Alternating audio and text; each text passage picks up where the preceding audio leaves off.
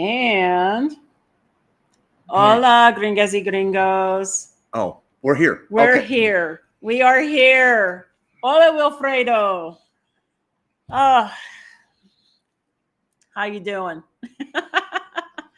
Let's see. I know. Yes, countdown to D-Day because that's kind of what it's felt like the last couple of weeks. D for decast.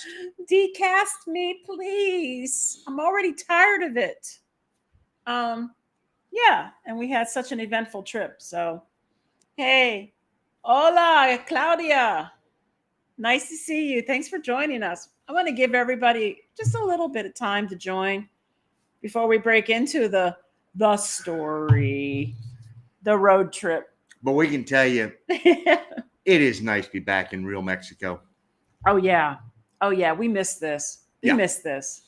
I mean, there's authentic feeling Mexico, and then there's Riviera Maya, tourist Mexico. I mean, yeah, and we're in a place now where yes, nobody speaks English, which is good for us, and we're back to paying. Well, I mean, we have the sounds of Mexico again. Yeah. You in the morning, I'm downstairs having my morning cigar. The roosters are crowing. The dogs are barking. The vendors, you see them going up and down the street. Yeah. Of course it is, Wilfredo. Yeah, Tar Heel shirt. Yes, let's show that. Yes, he's got his heel shirt on. Yeah. But yeah, the sounds and the vendors that are going up and down the street, and it's just love it. No, yeah, we've already gone out to eat twice. We are one street away from Norte Central. Is that how they say it? Sí. Centro Norte. Yeah, and so we've got, we had rosticerías yesterday and today. Yeah. 2 meals. We still have potatoes left. This is the first time. This is the first time we finally found a rosticeria that has the roasted potatoes with the chicken juices falling all over them. Oh my gosh, so good.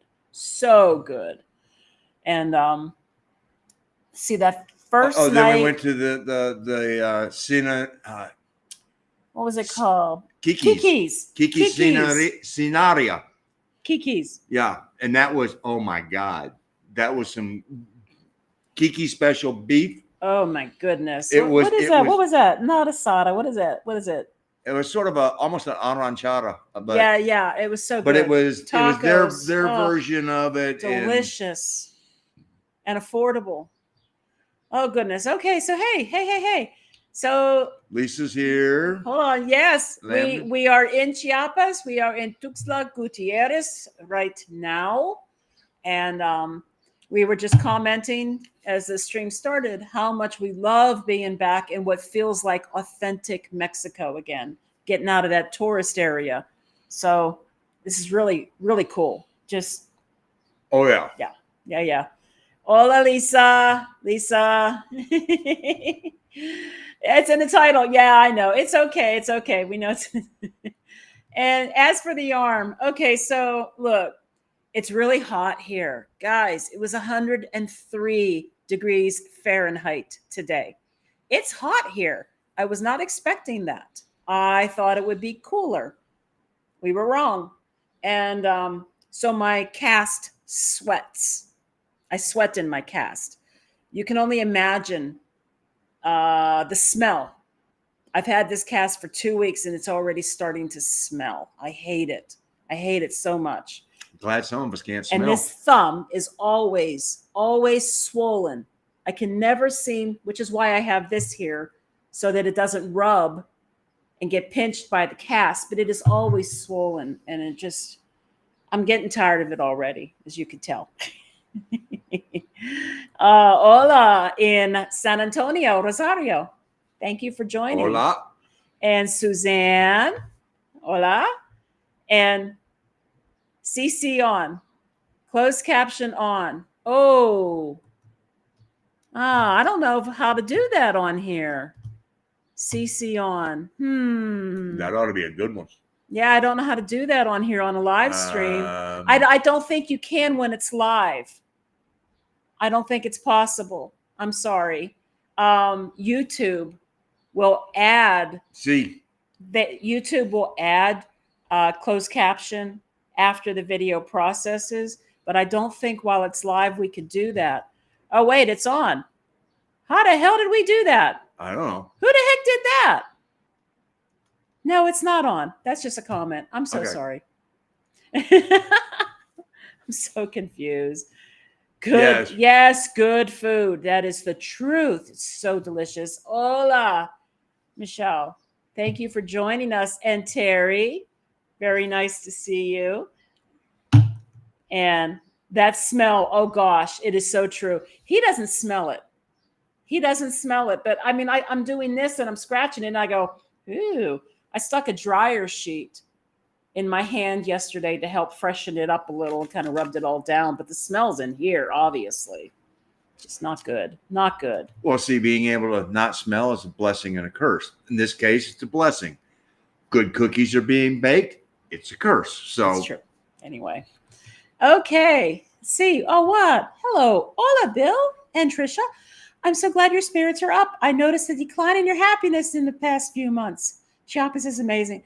You know, yes, there has been a decline. I can't tell you what it is. I can. It all started. You can. Mm-hmm. It all started with the really bad Airbnb in Campeche. That ticked it. That started it. It was that bad Airbnb experience, and like literally 3 days of transversing the Yucatan Peninsula, 2 directions, and then having to pay more than what we want to for an Airbnb for last minute. I mean, just the whole thing. And then we were in a place that we really didn't want to go to. We didn't want to be. I mean, it just. Yeah. So all of that just kind of happened. And now, you know, now I'm having a hard time doing editing because it's literally pick with one hand. And occasionally I can hit the control button with this one or something. It's just rough. But I do feel better. We feel better that we are in a much more authentic Mexican location at the moment. That is true. And it already makes me feel better. I wasn't liking that whole Riviera Maya thing. Good for a visit. Don't want to live there. That's why we visited it before, and it wasn't on the list of cities. Hola, D. Thank you for joining. We haven't really started yet. So we're just doing it. And yes, itching, sweating, hate it, Terry. It's awful.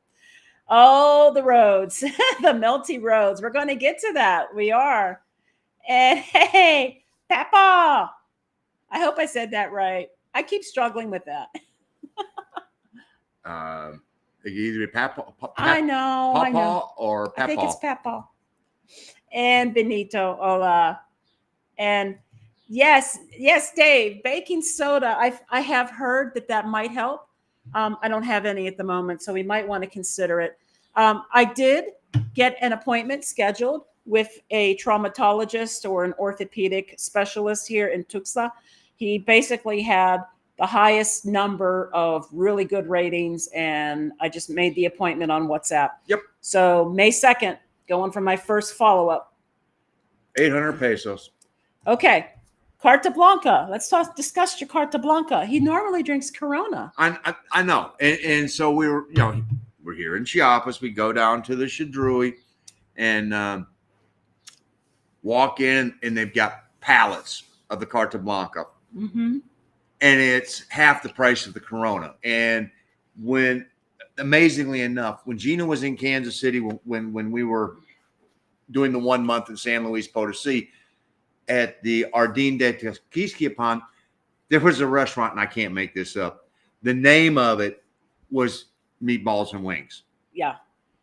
And so she's in Kansas City. I'm by myself, and I'm like, hold on, let's see. I can go to Meatballs and Wings, and then I can get my churro, and then I can go back to the house. So I go into the Meatballs and Wings, and half-assed looking at the menu, go Corona, por favor. And he looks at me, and sort of points at the menu and goes, No Corona. No tango. Oh, and I sort of looked around the room and saw that the majority of the people there in San Luis Potosi and meatballs and wings were drinking Carta Blanca. Este, por favor. Yeah. Good beer. Yep. So he just got a big pallet of it. Yeah. No, I didn't buy a pallet of it. Yeah, he did. No, I bought a case. He bought a case. Okay, so Tom. Oh, Tom. Yes, the rotisserie potatoes are even better than the chicken. Yes, they are. Mm-hmm. They actually gave us like a little spaghetti tomato crema something dish and a whole bunch of tacos dorado. Mm-hmm. And that was in their Supreme package. Yeah. That was their special of, what was yesterday? Tuesday special. And, the whole chicken, the spaghetti, the 5 tacos, and, it was, I don't know, $1.99, $2, whatever it was. And then I looked over and saw the potatoes, and I was like, dos papas, por favor. They thought he was loco. And then looked at me, dos? Sí, dos. They are so good. And I should have bought trays, but that's okay. It's not that far away that we won't get more. I didn't even really eat chicken last night. Last night I had the tacos dorado and potatoes, and I was perfectly happy with that. So, and yes, we are in a better place. In the arm. Yes. Okay, so what was I making when I was cutting the veggies? Okay, so I make those sourdough English muffins, and I keep them in the freezer. I make a huge batch, and I make an egg sandwich with those muffins. So my egg sandwich is literally, I take a couple of eggs and about the equivalent of 2 egg whites, mix it all up in a scramble, and I cook it with bell pepper, onion, jalapeno, some pepper flakes, and some bacon pieces. And so it's kind of like a big omelet thing that I literally divide into 4, and that makes breakfast for me for 4 days. So I just cook it all up at once, and I stick the leftovers in the fridge. And that's what that was. That was my pepper mix that I put together. And then I don't have to work that hard to make breakfast, except that I had to work hard today. Well, she didn't bother to even go. Could you help me come cut all right. No. And this is why. He has to help me put my freaking bra on. I mean, I got a sports bra because it's the easiest thing with no clasp, but I still need his help. I've helped you take it off for years, so putting it on is no big deal. I mean, you got to go there. Yeah. Okay. So removal is his expertise, but putting it on is different. That is no lie. Trying to put my hair up. I can't put my hair up without his help. I can't tie my shoes half the time without his help. I mean, he's lucky I don't need him to wipe my butt when I go to the bathroom. So this move that we did, he did most of the work, and I'm trying my best. Well, let me clarify that real quick. We did manage to find 2 people in Tulum to assist us. And these 2 gentlemen, in 20 minutes. Oh, Lord. In 20 minutes, emptied out the entire condo and had it at the back of the car. I got to tell you, I have a tub that has most of my heavy computer stuff in it. It takes me and him, both of us, to take each end of it and haul it in and out of places. Well, it managed to get into here with just one of us. But yeah. It's heavy. Yeah.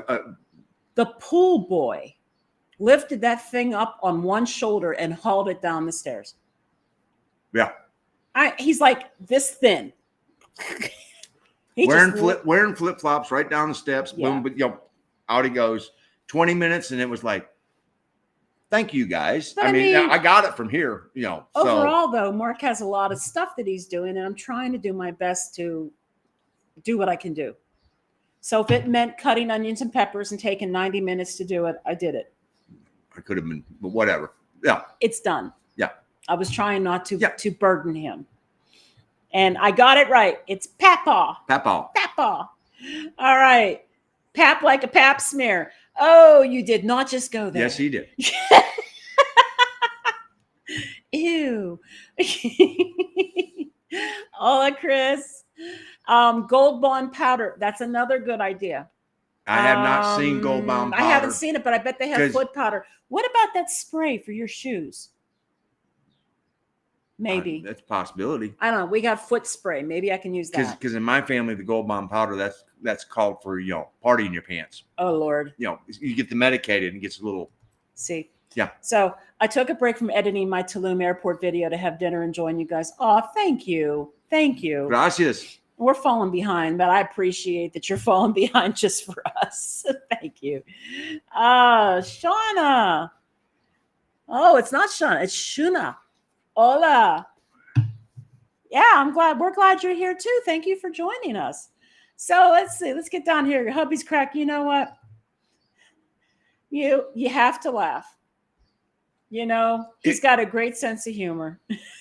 You only go through life once. If you're going to take yourself seriously, you got a problem. I mean, it's just, you can't laugh at yourself.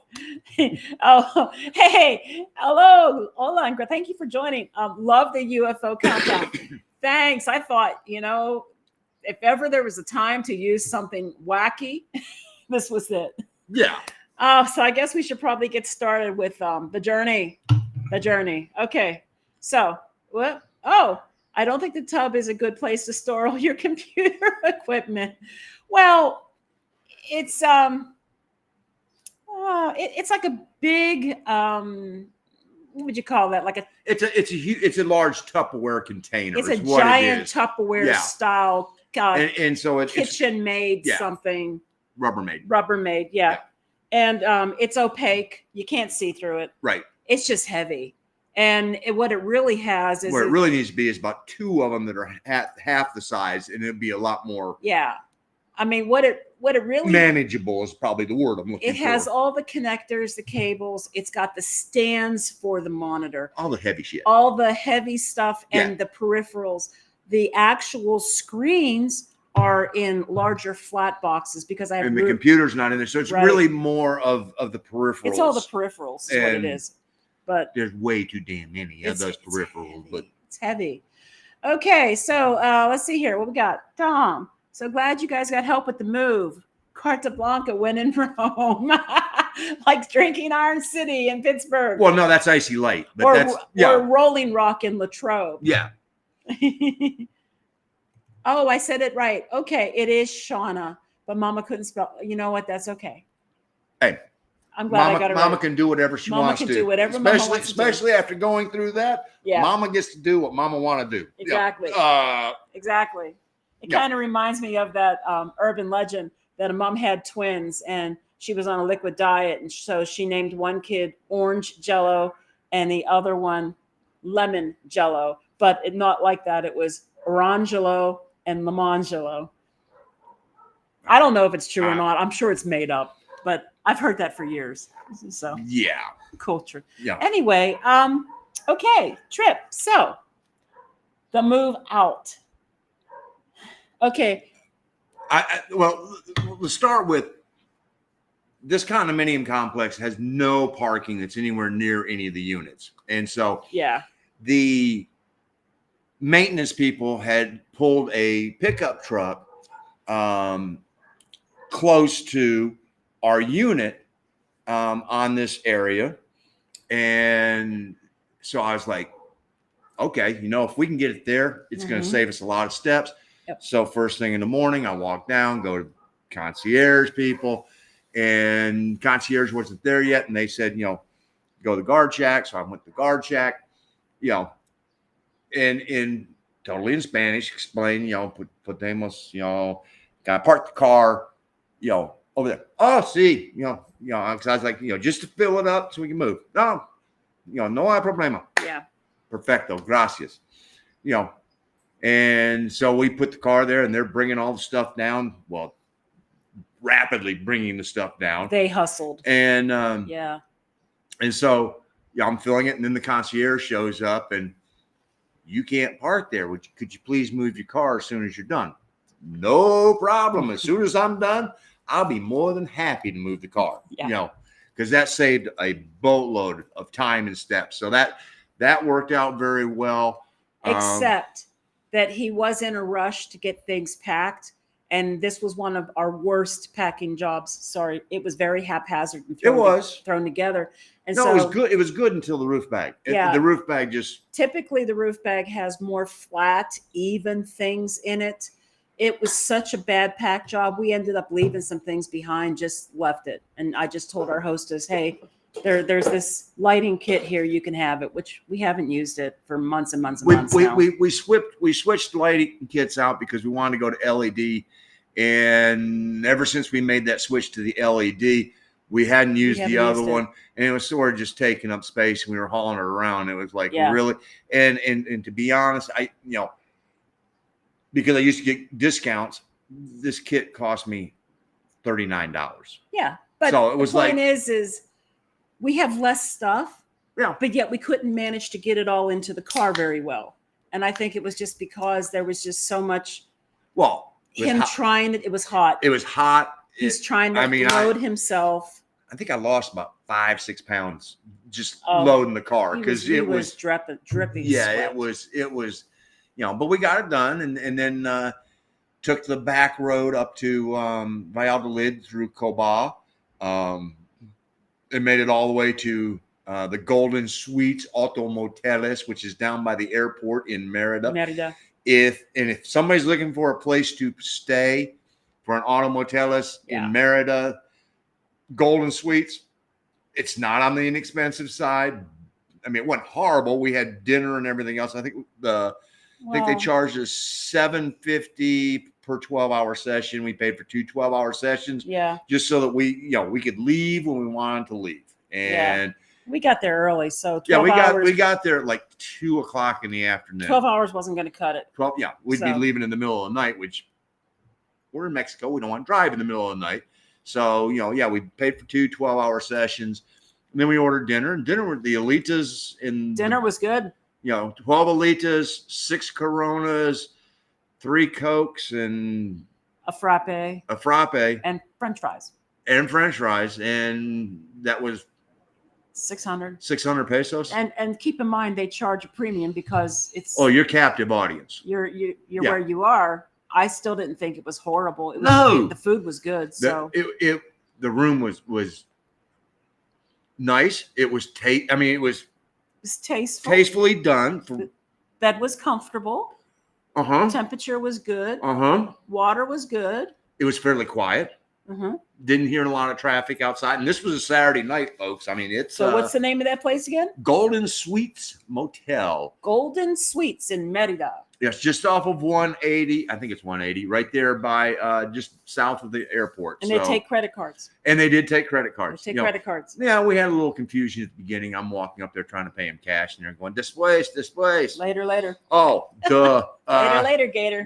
So and got there and gave him the credit card, U.S. credit card, not a problem, because that's always another thing that we always worry about now is that handing the U.S. credit card, and we've had that happen to us once in Querétaro where, right, can't use U.S. card, got to use Mexican card. So then the next day we left Merida and headed to Villahermosa.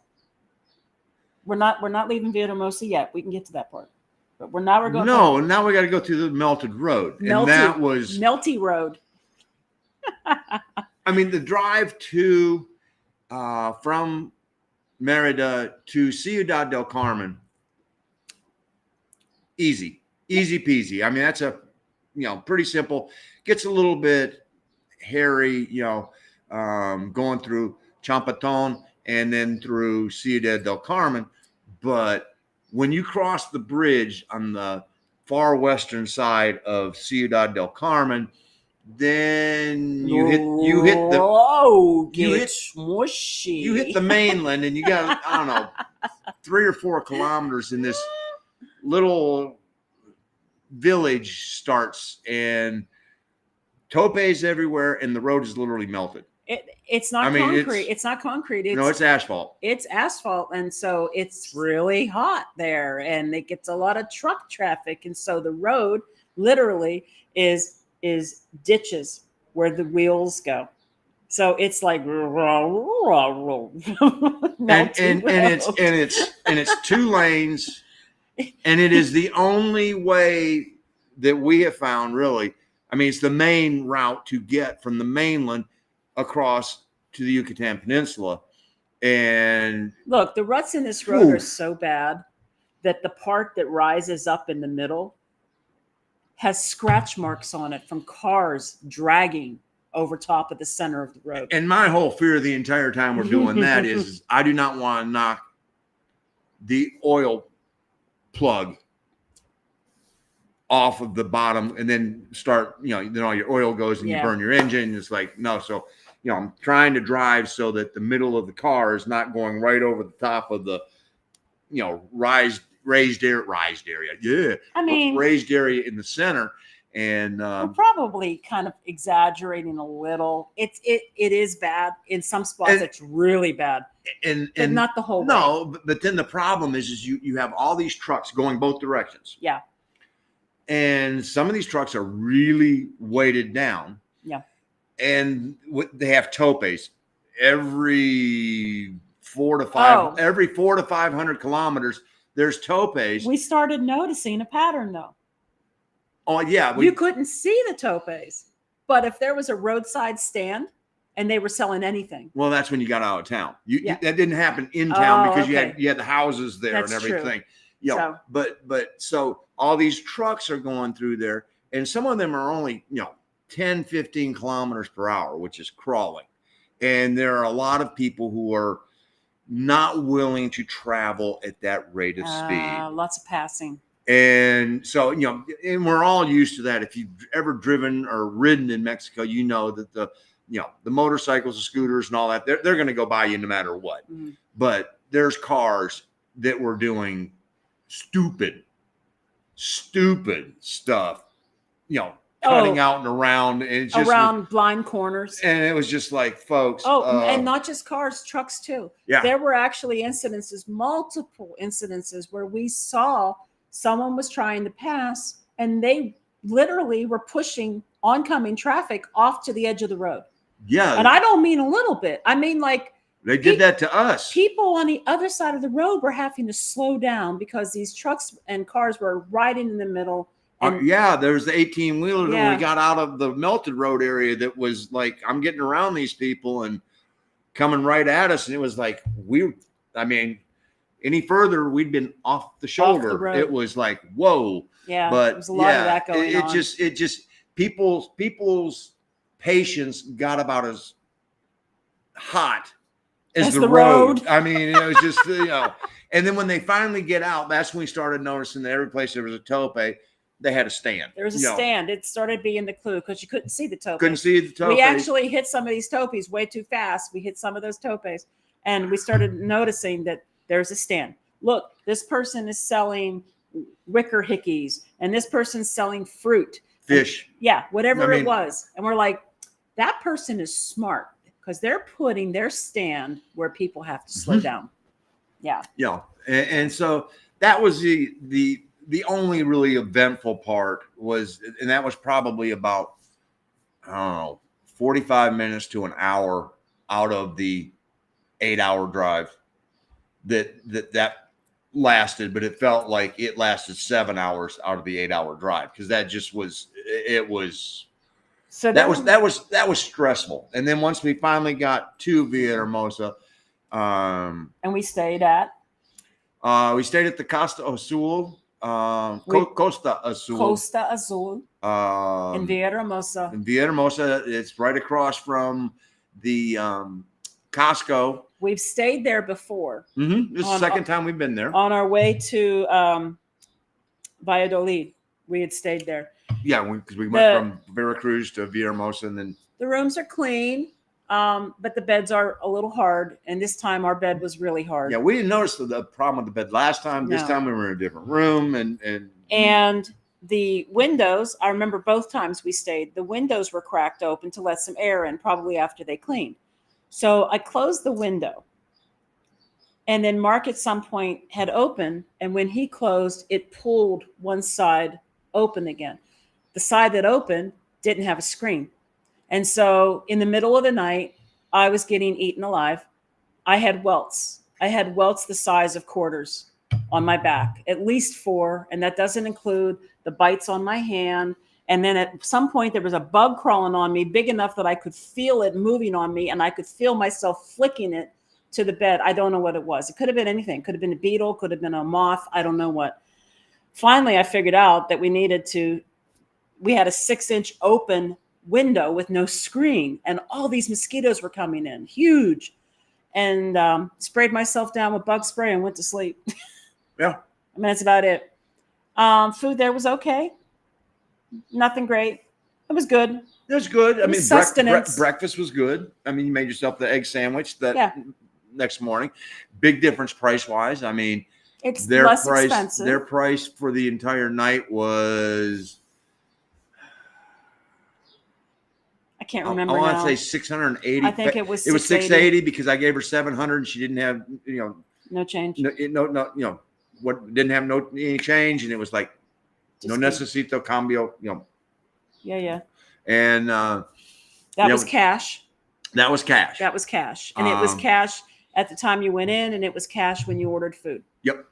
And all that went, other than the whole bug issue, as far as and that, it was fine. That we can't blame the hotel. No. It just was something. I had the door open and the window open, and they came to eat me. They came, yeah.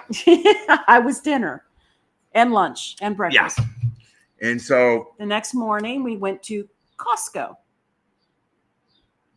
Yeah. To get some albacore, because there's very few places in Mexico where you can buy albacore. Well, and she likes her bacon bits. My bacon pieces for her egg sandwich. So it was 2 items on the list. That was it. And so I ran in and left her in the car with air on, and found the can of albacore, the box of albacore tuna, and found the 2 bags of bacon bits. Out we go. While we're here, let's go get some gas, because we're going to save about 2 pesos per liter buying it there at the Costco. And except that it must be the only place in Mexico where you have to pump your own gas. Yeah. And it was pretty evident that a lot of people are not used to doing that. Yeah.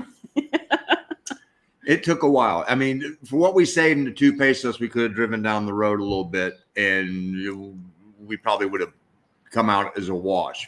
Here you go. Here's his. It sounds like driving in Chicago. You got it, Terry. Now. And here's a cheer for your team, baby. Thank you, Jesse. I have to say this about Veracruz. Not Veracruz, Villahermosa. Yeah. They have some very different patterns to their streets. Okay, have you guys ever heard, seen, or actually experienced what in the United States they started doing at intersections with on-ramps and off-ramps? They have started using divergent intersections where you literally, the lanes will cross. There were several of these in Villahermosa. but part of it went one way and the other part still went the other way. Yeah, I mean, it was bizarre. It was really bizarre. And then GPS, it was like get in this lane and go straight. Okay, we get over. Hold on, we're not going to the right. We're going straight. So I managed to find this little lane with its own little stoplight. Go across when the light finally turns. We go down 200-300 meters, merge back to the left, right on the road. We just got off to get into the one with the light by itself. I mean, it just was like, are you kidding me? And getting in Villahermosa had a lot of traffic. I mean, yeah, it really did. And we purposely left about a little after 10, trying to give ourselves enough time because we couldn't get in here in the property before 3, and it was only about a 4-hour drive. And we were going to Costco, so we were like, 10:30ish. We left out, and we figured shouldn't be a lot of traffic. No, there was a good bit of traffic in Villahermosa, and it's going every direction. And it's not the people who are driving; it's the way they have the roads configured. Yep. It just was. Which way we going? And then we finally, let me preface this part of the story. Right before we leave Tulum, I said to him, now, when we get into like Chiapas, you need to give me your cash so that I can hide the bulk of your cash. and I said, sure. Sure. Okay. We weren't quite into Chiapas yet. We were still in Tabasco, but we were getting into a rural area. And so this applies. We should have done this and we didn't do this. This is a gringo move. If you drive in this freaking country, you need to do this. Everybody talks about having 2 wallets. At the very least, take the bulk of your cash out of your wallet and hide it someplace. Yeah. I was shoving it in my bra after this happened, but you carry on, baby. So we're following Google, and Google says, let's get off of this road and we're going to take you down this little road that's going to run beside the river. She agrees with you about that drive. Yeah. And so we get off the highway, wiggle our way around, come up on another little highway, and it goes, nope, go across, and traffic's backed up, and finally, somebody goes, oh yeah, go ahead. So we go ahead, and we may have gone kilometer, maybe a kilometer down this road that's running along the river, and it's elevated, and there's steep drop-offs on both sides. The road is actually elevated, and we come around a corner, and and there's a grove of trees on both sides with areas to pull off, and there are 6 to 8 police officers there. Yep. And, and we're used to being pulled over for checks or at least slowed down and waved through. This happens very frequently as we go through. We've never had a bad encounter with any law enforcement, be it state, National Guard, any of them. It's all been great. And so think the same thing here. The cops, they're pulling cars over. And they're pulling them going both directions. And like I said, there's 6 to 8 of them, and they're pulling everybody going both ways. And we get up, and the guy in the middle, they had one guy on each end directing the traffic, and he waves us through to get up there, and this other guy goes, over here. And so, okay, pull over, roll the window down, and he's like, Buenas tardes, because it was just after noon, because we were joking. Oh, is it, Buenos dias, Buenas tardes? Oh, no, Buenas tardes, and so, Akike, where are we going? Vamos a Tuxtla Gutiérrez para un mes. Vivimos aquí en México. Ahora, estamos residente temporal, and ask for our ID cards and my driver's license, give it to him. That's when he sees the wallet. And so then he asked Gina, he asked for the tip. Asked for the tip, which technically he has no right to ask for, but whatever. Here's the tip. And then it was, the word that he knew best in English was the word cash. We did not get a ticket. Nope. We had no citations for anything. We did not do a thing wrong. We rolled up onto a checkpoint. And got basically robbed by bandits with badges because, he was cash. He said it with a smile. Yeah, that's cash. And I think you asked him. Quiero refrescos. I think you asked him what he. I think you asked why. No. And cuánto cuesta? And I tried to offer him 100 peso. No, and he points at a 500. Yep. Okay. It's a lot of refrescos. Puede comprar mucho refresco con 500 pesos, Yeah. But we were 45 minutes outside of Villahermosa. What we're going to do? Everything we own is in this car. gonna drive all the way back in there, spend the rest of the afternoon farting around with something over nothing. And odds are, if I'd have probably had the ability to be able to argue intelligently in Spanish. Well, some people say if I had the ability to argue intelligently, period. But if I had the ability to articulate in Spanish, to go, really? Hold on. Right. We didn't do anything wrong. You know what? You want a couple bucks? Here you go. 500 pesos. He quickly just handed it over, and it was like all I want to do is. I kind of looked at him. I'm like, you just gave that guy a 500 peso bribe? I mean, no, we were just robbed of 500 pesos. But I mean, it wasn't. What are we gonna do? Negotiate? No, I mean, it was not unfriendly. No, he did it all with a smile. But there's still a level of intimidation there, because if we had gotten mouthy with him or something, he could have tried to find something wrong. I mean, we don't know. But he was being very down low on it, because he was kind of leaning into like this into the window, and he had his hand down inside the car. They had the guns. We don't. I know. I mean, it was sort of like, you know what? The time it's $30. I mean, it's $30, and we don't have time. The principle of the thing is, yes, I hate it. Yeah. Absolutely despise it, because they're no worse or no better than the cartel who are holding people up, because that's exactly what this was. But at least I didn't feel like, anything major, any harm was going to come to us or anything else. This was the only harm that was going to come was the wallet was going to be lighter. And that's, and it's, pardon my French, it's bullshit, but it is what it is. And it was like, just get me back going. And we were on this road for a while, and I said to him, give me your cash now. And I stuck it in my bra. I'm like, no.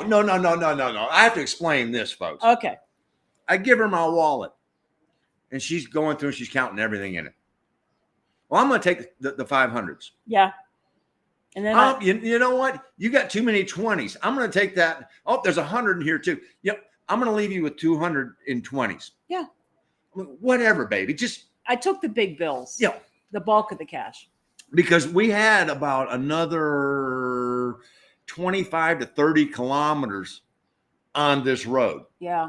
And it was, and this was really where glad we learned a lesson the day before about where the stands were, because these topes on this road were not marked, no signs. Mm-mm. And if you didn't notice where the little stands were, you were hitting them.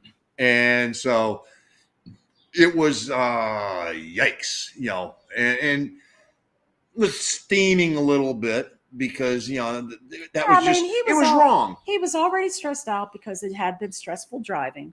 It had been. Mm-hmm. And then this happened. And yes, it was wrong. Fortunately, it was just 500 pesos. And you know what else? I don't have to recreate this video with a fake siren and an, oh my God, and everything else. No, we joked, we shook hands, the whole 9 yards. I mean, but I'm sorry. It was a bandit with a badge. Yeah. And didn't feel like we really had much choice, and wasn't going to get into, Look, it's like this. I wasn't going to win anyway. Yes, you can argue with them. Let's say that you don't live that far away, and what are you carrying in your car? Some groceries or something? That's the time to argue something like this. Basically, the time to not argue something like this is when everything you own is in your car and you look like the freaking Beverly Hillbillies. Well, if we disappeared, nobody, there was nothing left of us. I mean, and I didn't feel that. I didn't feel that we had that threat. But the thing is everything, we're all packed up. We don't have time to play this game, to drive 45 minutes back to Villahermosa or wherever the hell these guys are from, and play this game for the next how many hours. We actually had an appointment with our Airbnb host, and we were on schedule to be there. It's just like, you know what, just get done with it. This sucks. Mordida is bad, but It could have been worse. That's how we looked at it. I wasn't happy about it either. And like I said, we were going to take the big bills and we're going to hide them by the time we get to Chiapas, but we weren't quite there yet. We should have been hiding them right after we left the auto motel, but who knew? What are you going to do? So I'm going to get caught up here real quick on some comments. Hey, my wrist, nature lover. It's okay. It's, I get achy. And I have to just take some meds for the achiness. It's like a throbbing. The swelling's gone down. So what I notice is that the hardness of the cast is starting to irritate areas where there's like pressure points, like a wrist in my bone or up here around my arm where it like hits things. So it's just uncomfortable and it's sweaty and it's starting to smell bad and it's getting itchy, and it's only been 2 weeks and I got 8 weeks of this. So got an appointment in 2 weeks with somebody here. Maybe I can get him to cut the cast off and just give me one of those immobilizing plates or something. I don't know. We'll see. Because this is just really hard to work with this, It's definitely an undertaking when she tries to roll over in bed. Oh, it's a mess. We all know it's a mess, and I'm so sorry about that. It is what it is. So yeah, negative stuff happened. You know what? It's learning experiences, and it's stuff that we can share with you guys. And we knew that sometime, at some point, this was going to happen. Mm-hmm. Everybody that we pretty much know has had this happen to them at one point or another. Yeah. So, I mean, we knew it was going to happen. Fortunately, it wasn't for a whole lot of money. It probably would have been for less money if he hadn't seen the bills that Mark had. But what are you going to do? Just remember. Wasn't planning on that occurring. Remember that you should not carry a lot of visible cash.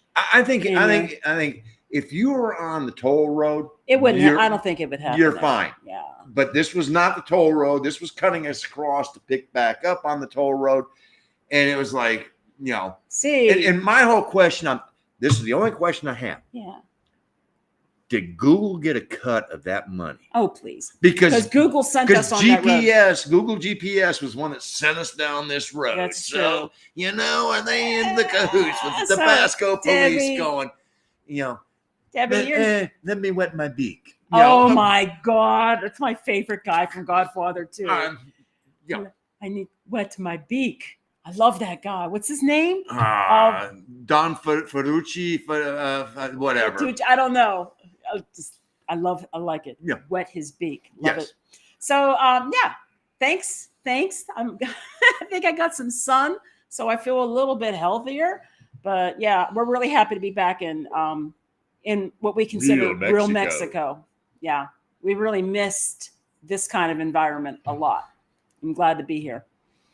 Hey, so Suzanne, yes, that is the shits. And they stopped everyone. Everyone, both directions. The question is, did the cops shake down everyone? Or were we just specially chosen because we... did they stop everybody? And, did we pay the higher rate? We might not have if he hadn't seen. Well, but I'm saying, is it were they going to do this to the taxi driver who's driving somebody somewhere? Probably not. But they were stopping everyone. Both directions. So, it was a checkpoint. So, why would you not pull over? Because everybody else was pulling over. You know what? But it was a very strategically chosen location. You couldn't see from either direction because there was a curve at both sides. You would not have seen it. And you pull right up, and all of a sudden it's like, whoa, hello, there they are. This was very carefully selected. And it was in the shade. Imagine that. You don't want to get hot when you're pumping for cash. This was planned. Shauna, I think we did do the right thing. We have heard from people, and they're right.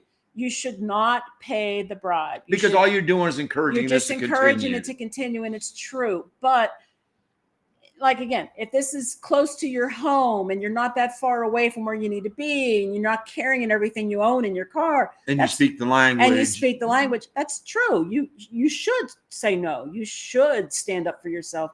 But we are not in a position to do that, and we needed to get out of there. We didn't need to be held up for who knows how long, arguing with a guy who wants to buy some pop. Wanted to buy a lot of pop. A lot of pop.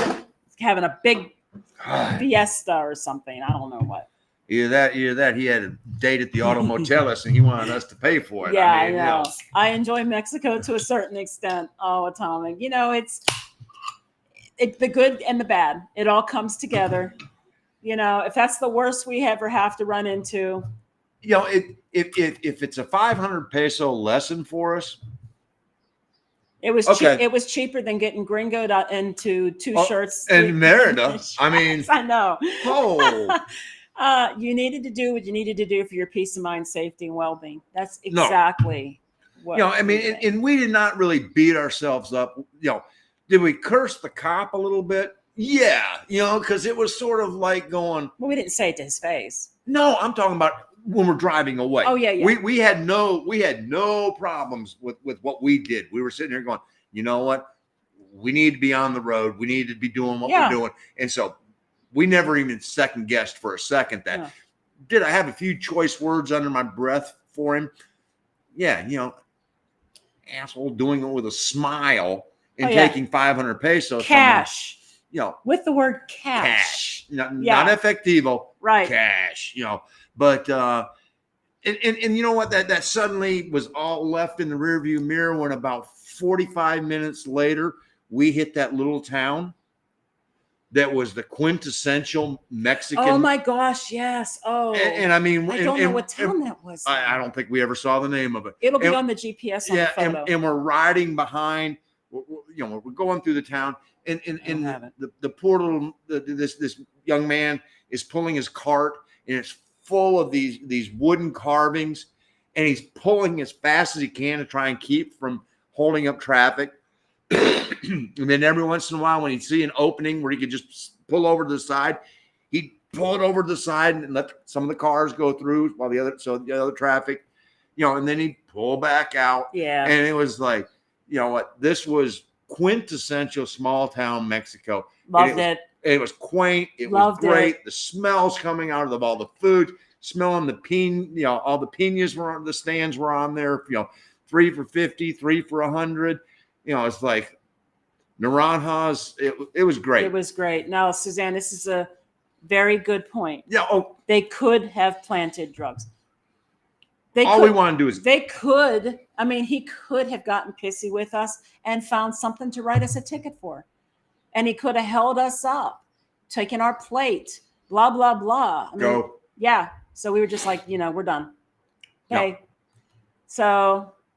I wonder if he reverted to all English and dummied up if he would have taken the 100 peso bill. No, he saw the 500. He saw the cash when he got his ID out. No, all he saw was the small bills because the 500s were in there. It's when I was going through to get a 100 to give to him. Yeah, he's like, here. And right below the 100 was the 500. Look at all the money I have.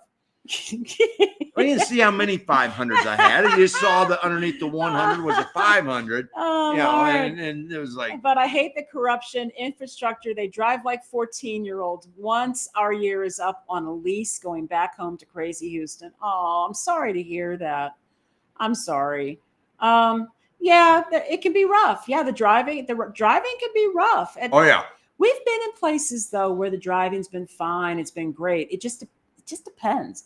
A little bit crazy in Centro Querétaro, sort of going into the town. It's a little bit crazy. And that's only crazy because the fact there's just not enough concrete for the number of cars. I mean, that's just Monterrey was pretty crazy. Monterrey, that was pretty crazy. That was yeah. But I would say overall, typically it's not that bad. But in this case, because we were on a 2-lane road, one of the main routes to get from point A to point B. And oftentimes it was on inclines. So you would have trucks that were going slow. People took crazy chances. I mean, we literally saw going up a hill. There's one 18-wheeler that's pulling 2 full-size, trailers, and then another one pulling 2 full-size trailers decides he's going to pass him, and then we have a truck, a pickup truck, and a car decide that they are going to pass the 2 trucks that are side by side. And there's something coming down the hill. Oh my God. And I'm sitting there going, oh God. I'm pumping the brakes. We're like, we're backing off of this. I'm giving them as much room as they need, because picture that. It's a 2-lane road, 1 in each direction. And of course, there are 3 vehicles. And now remember, going. This has got the Mexican shoulders, so it's got the wide shoulders so that you can do so you can create the 3rd lane. But they were trying to create 4 lanes. There are 3 going up the hill, 3 across the road, going up the hill, all side by side. And this was not a gentle incline. This was a pretty, this was 25-30% incline. And now you got a truck coming down the hill. And it's hard to stop a truck on a hill, right? Yeah. Where's Ernie when you need him? I think Ernie would have told us, pay him the $500. Let's go. Let's see. Hear that happening to travelers in Puerto Vallarta way too often. Oh, Terry, that stinks. And, again, it's that lesson learned. You keep 2 wallets in your car, or you just keep your cash hidden someplace away from your wallet, So, oh boy. Villahermosa was the only place we've been shaken down. We played stupid and said, huh, a lot. Lucky for us, the cars were honking behind us and he gave up.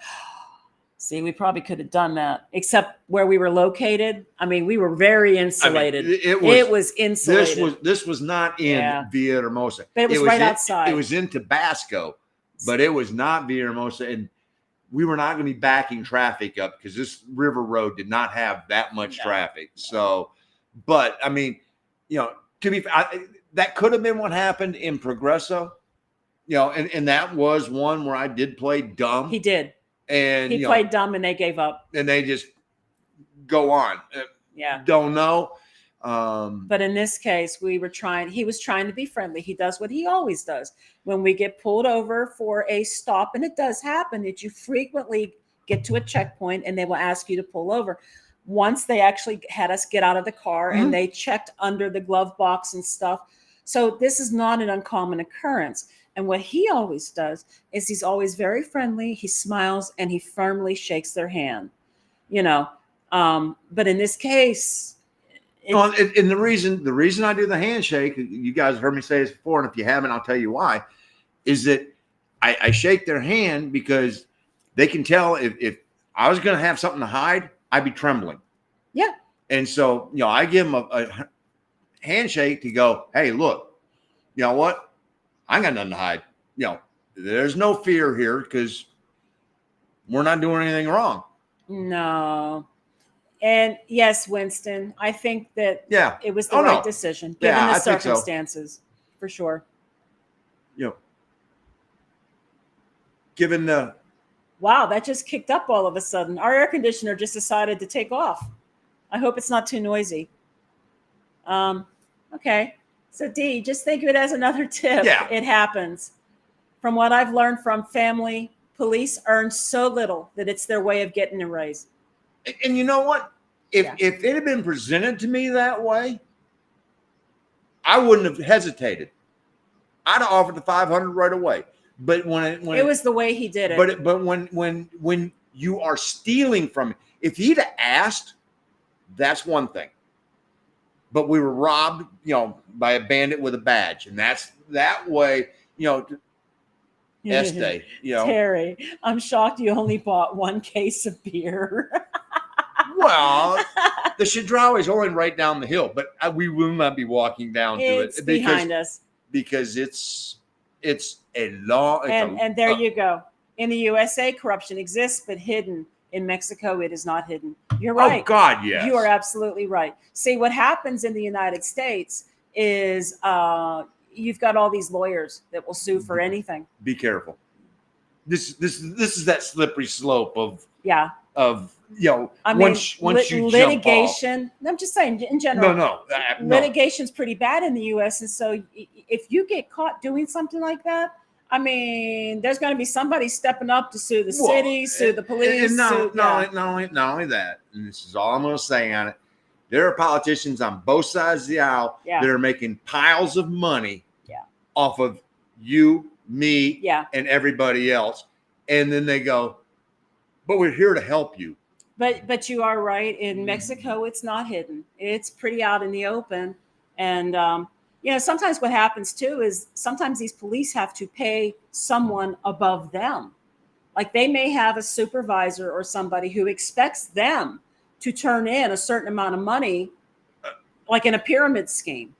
And, it happens. But I'm just saying, I would rather have been asked. If I'd have been asked, then I wouldn't be on here going, I got wrong. That's right. You got to choose your battles. That's exactly it. You damn Skippy on that one. Exactly it. That was not one. That's not a hill we were prepared to die on. See, so nature lover, same experience at Cancun airport, but only lost $20. Same mistake of opening my wallet in front of a stranger. Yep.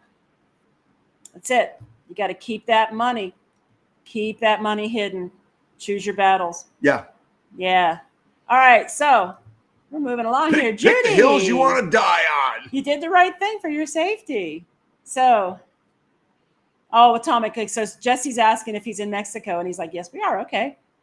So, it must be a challenge just carrying the cast. Can they cut off the top part and make it smaller for you? I don't know. They're trying to limit. Rotation. because of the way that the break went. Yeah. The twist. Yeah. I mean, if it had been like a fracture that went along, they probably would have done just the forearm cast. But because of the way it was, they don't want her doing. So this is the radius bone here, and that's a cast. At the widest part, right where it comes in contact with the wrist bones, it's widest, and right where it starts to narrow, I have a horizontal fracture there. And so because you've got those two bones and all the ligaments and stuff, it allows you to twist, and they don't want me to do that twist. So that's why this whole thing's immobilized. Yeah. No twisting, honey. I was just thinking of Boris Puckett. And your Transylvania twist. I was thinking of Chubby Checker. Chubby Checker. Okay. So you can go either way. We could do peppermint twist. Peppermint twist. Let's see. Whatever happened to my Transylvania twist? It's now the mash. Here we go. See, only carry small bills in regular wallet. Yes. Keep larger bills in hiding. And that was our plan. That was the plan. It's just and we didn't. Part of this is my fault, because when I looked at the drive, which I always do, I look at the drive and go, okay, we're going here, boom, boom, boom, boom, boom. And I didn't really realize that this road was as small as what it was. I thought we were going to be on the Carretera, and so I wasn't concerned about doing this. But now I think we have learned the lesson that from now on, Mark's butt hits the driver's seat. Before I even light a cigar, I'm going to give Gina my wallet, and I've got a second wallet that I actually have that I can just put the residency card and the driver's license and 100 or 200 pesos in and put it in my pocket, and then she can hide the other one, and then I can light a cigar and down the road we go. Yeah. So I mean, look, we read about these things and we know this is what people do. And again, we had discussed it. I said, when we get to Chiapas, give me your money. But we weren't in Chiapas yet. This happened right before we got into Chiapas. Well, actually about an hour and a half before we got Chiapas. Before we got into Chiapas. I mean, it was in a part of Tabasco, but it was rural. And look, they planned this out well. And I checked the uniforms out because I was like, all right, are these fake cops? Yeah. I mean, because I was like, no, they weren't. They were the real deal. They were local, though, right? Yeah. They're Tabasco state cops. They were Tabasco state cops. Uh-huh. Okay. Yep. So You know what? I think I saw this, Shauna, another YouTube channel where they took their van and they had to walk away with whatever they could carry and their dog. We couldn't have that. We could not have done that. Everything we own is in this car. Oh, And the hell yes, we could have. If we had to, if it was life. okay. Okay. I mean, I'm just saying. It's one of those things where it's pretty obvious you're in that position, you're in that predicament. They know that you're moving your shit. Yep. I mean, I literally had a pot behind my head and I was buried in pillow and a couple of things on my lap, and there wasn't any space behind us. Behind the seats was packed full, clear to the back of the SUV. And then we have a roof bag. So it's one of those where you stick out. Oh, and a suitcase, a roof bag and a suitcase on the top of the car. So it's obvious that we're moving, and they know that. And they know that we're not going to waste our time with whatever mess they're going to try to entangle us in. So, where are we right now? Where are we right now? Tuxtla Gutiérrez, Chiapas. Yes. This city is so much bigger than I thought it was. We came down the hill and into the city. I could not believe the amount of buildings I saw. It was just, wow. In the valley, just spreading. It is a state capital of Chiapas. I just didn't think it was this big. It's huge. It's not huge. It's not big. Querétaro. It's not Mexico City. It's not Merida, but it is a good sized city. Okay. Debbie, oh, you're telling Jesse you live in Ajijic. Gorgeous and very safe. Locals and cops are great. Yes. And we gotta say, we've had lots of encounters with the policy and everything else. This is the first time that we've ever encountered anything in a negative light. Oh, okay. It was your car or your life. Retired couple in Puerto Vallarta. I got to look that up because I think I saw an ad, like a splash for that video, and I hadn't had a chance to watch yet. So, okay. My niece is an assistant DA for the state of Guanajuato. I'm waiting to name drop if they ever try to shake us down. Oh, hey, you got that in your back pocket, though, Benito. Very good. You know, the part that was the topper to it all. Cash? No. One silver tooth. And all I kept sort of thinking back to was like, one of the spaghetti westerns. Just, it just was like, oh man. Are you gonna get? I'm. That's all I was going to. I'm just.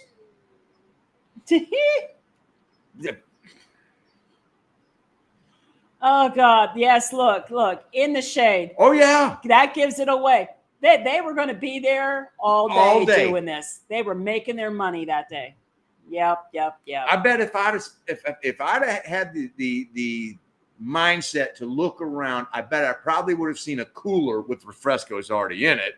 They had to go buy more refrescos, honey. They needed more refrescos. They had a longer day. They had just started. They had the rest of the day to go. More refrescos. Others have said it's best to ask for a ticket, but I think you did the right thing. Hard to stomach. But there was nothing to ask for a ticket for. They never indicated there was any reason to give us a ticket for anything. He just basically came right out after he did his smile and everything, and we thought he was going to let us go, and he goes, cash. Like, I mean, oh yeah, the driver's license is good. Oh, the license on the car is good. Your residency's good. The tip's good. I need cash. Yeah. And this was something I worried about. This was another thing, Debbie. Yes. We did not want them having us to unpack that car so they could go through our stuff. What a mess that would have been. I mean, I'd have paid 1,000 pesos to avoid having to unload the car. Yes. That would have been like, here, take it, All right. So, Shauna, you just returned from Puerto Vallarta getting a 3-year temporary. Sweet. Very good. Congratulations. And Debbie, you would never drive here. I don't know the rules, and it's a different law system. There are differences. There's differences. There are some things that they do in Mexico driving-wise that make the most sense that if people who drove in the U.S. adopted what they do, it would make driving a whole lot simpler. Yeah. For instance, if they start to slow down, they turn their emergency lights on, blinkers on, and everybody does it. And you know that, oh, okay, something's coming up. We're all slowing down, and we're not just slowing down to piss people off behind us. There's a reason why. Number two, the truck drivers, we were driving through a very hilly, mountainous terrain from Villahermosa to Tuxtla, and the 18-wheelers get there, and if they're driving and they're in the center of the lane, don't try and pass them, because what they're doing is they're keeping you from passing them because they can see what you can't see. Yeah. Then they will actually move over on the shoulder, turn on their left-hand turn signal, and let you know it is now safe to pass them. Yeah. I think it's great that they do that to look out for you. You know, they know you want to pass. And so they know they're holding up traffic. Yeah. But you know what? You're sitting there going, okay, instead of the constant pull out, look, Yeah. oh no, Oh yeah. you just wait, and they go, move over, turn the signal on, go around. And of course, Gina's over there turning the air conditioner off. Oh yeah. But yeah, I turn the air conditioner off so that it gives him more power to gas it. So those little sweet Mexican towns, Suzanne. Oh my God. They are so charming. They're so charming. See, what a great place to go after dealing with a bribe. Yeah, they really are charming.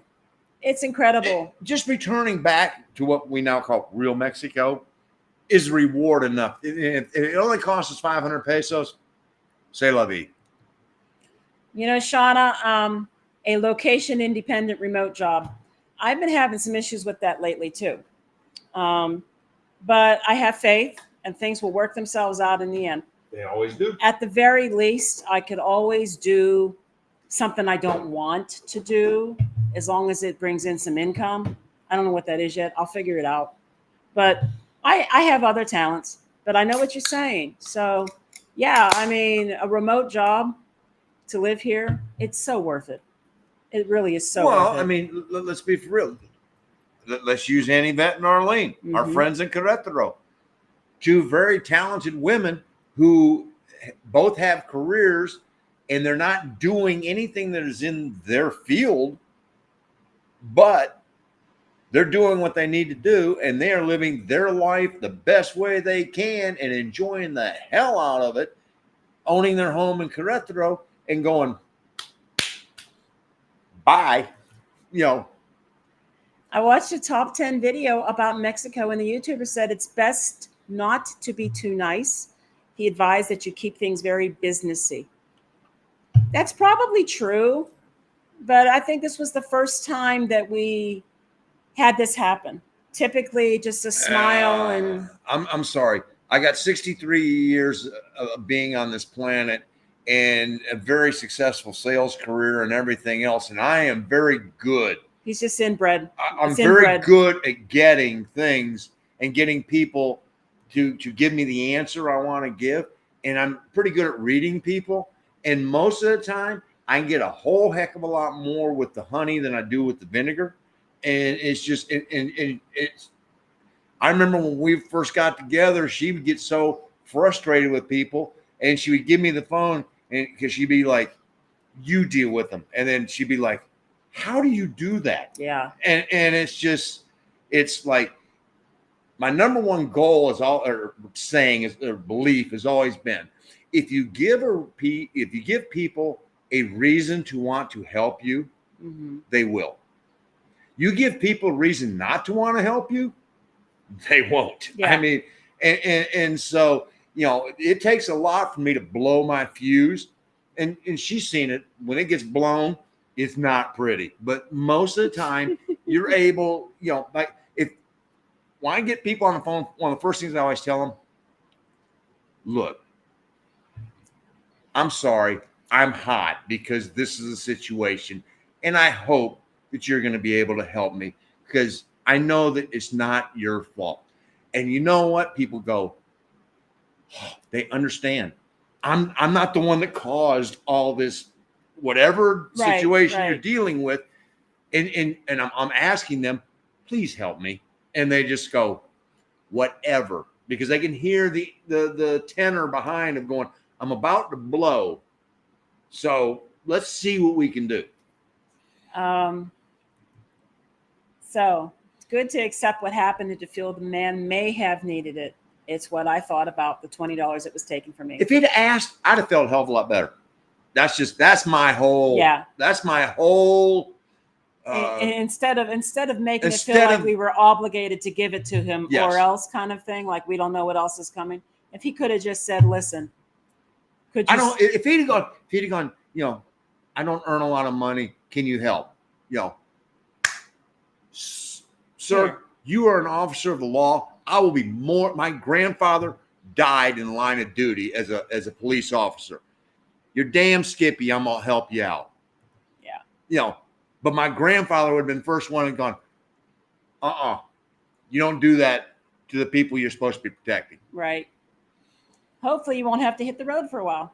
Well, we have a month. 1 month, and it's a short drive from here to Tuxtla, from Tuxtla Gutiérrez to San Cristobal de las Casas. Yeah, we're just going about an hour away from here. Yep. The point, And the best part there is we don't have to load the whole car up because it's a short drive, and we're going to be able to just sort of make it in stages. So I understand your cast being so large. Did you know pineapple was helpful for healing? I did not, but I do know that if I eat too much pineapple, the enzymes burn my tongue and make my throat sore. So a little bit of pineapple is good, but I tend to overindulge, and that's a bad thing. You wouldn't think that the enzymes in a pineapple would be like that destructive, but they really are. And our host did leave us a pineapple, but Mark had to throw it away today because we've only been here a couple days, and it must have been really ripe when he bought it. It was already gone, right? Well, and I'll get back in the screen before we talk about this. And we think they were airing out the house because it hadn't been rented in a while, and they had opened a window in the kitchen. It was really hot outside. It was 103 Fahrenheit 103 today. Fahrenheit, and the screen was up, so we didn't get the mosquitoes, which really, I can honestly say, mosquitoes here have not been an issue because I'm outside smoking my cigar and have not been, either they don't like cigar smoke or they're not here. Pick one or the other. But the kitchen was really hot. And so, Gina was like, I know why it's so hot down here. This window's open. So I went around the outside and got it up, and then she lashed it from the inside. And in a couple hours, it actually did make a substantial difference. So, but I think the heat in the kitchen did not help the life of that pineapple. And I went to pick it up today to cut it this morning and was like, nope. Hey, I'm going to make a comment on this, Debbie. I'm an artist too. So I'm looking forward to seeing Chapala and seeing the art. And I think Chapala might be one of the few places that actually has an art store that might actually have the type of art supplies that I use. We'll see. Ink, color, pencil, and graphite. We don't need to buy no more. No, we don't need to buy anymore. I brought all mine with me. Yeah. But just in general. Oh God, the silver tooth. That's right, guys. The silver tooth. I'm just, that's all I'm gonna say is if you ever watched any one of the three, you're sitting there going, the silver oh, tooth. I know what he's talking about. Hey, hola from Querétaro. We love Querétaro. Thank you for joining us tonight. We're looking forward to getting back to Querétaro in 6 months. Yeah. I'm going to be moving in June to Mexico. My husband and I will be in Rio Verde, San Luis Potosí for a month, and then moving to San Luis Potosí City. I've only taken the bus, so I'm scared to drive from Texas to San Luis Potosí. Well, what do you think about that? Well, we went to Monterrey and then we skipped over to. Do not.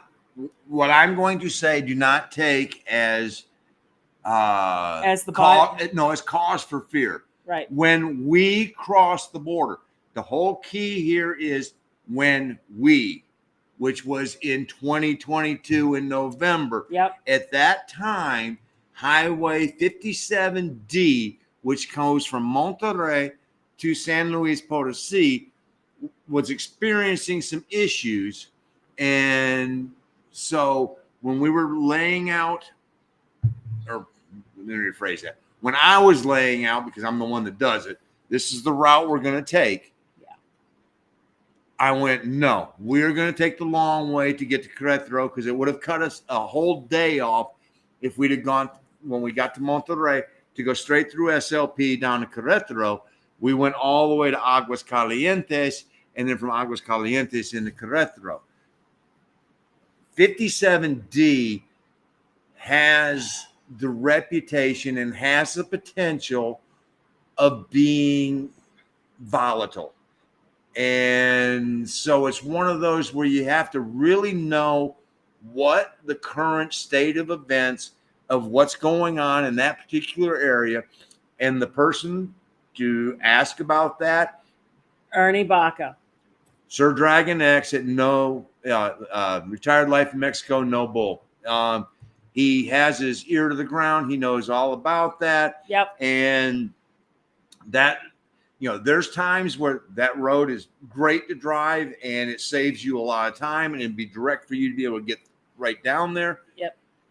There's other times we went all the way around to avoid it because, there were some events that had occurred there and some of them were 6 months old, but we were just like, you know what?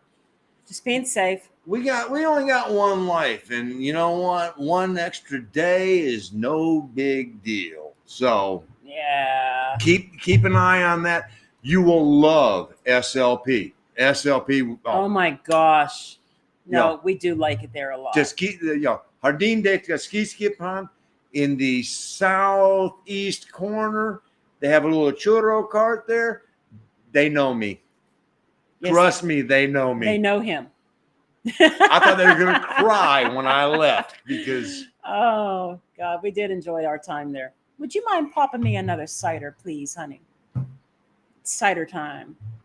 There you go. Mark, great road travel info. Hazard lights and truckers. Yep. It's actually really nice that they do that. They take care of you. I mean, that's the only way I can describe it is they're going, you know what? They don't want an accident happening right in front of them. And they don't want somebody trying to squeeze between 118-wheeler and them and everything else. It's. Okay. What do we mean by real Mexico? Not Riviera Maya. Not tourist hubs. So, well, we can't speak to the other tourist hubs. We haven't been on that side. All we can speak to is Riviera Maya. Riviera Maya is so gringoed. It is. And not just US. And Tulum. But not just US and Canada. I mean, European. There's like I heard Russian, I heard German, I heard French, I heard God, I don't even know what else. I mean, it's a whole lot. It's a whole lot of not Mexican. Mm-hmm. And then Tulum compounds the problem. Yeah.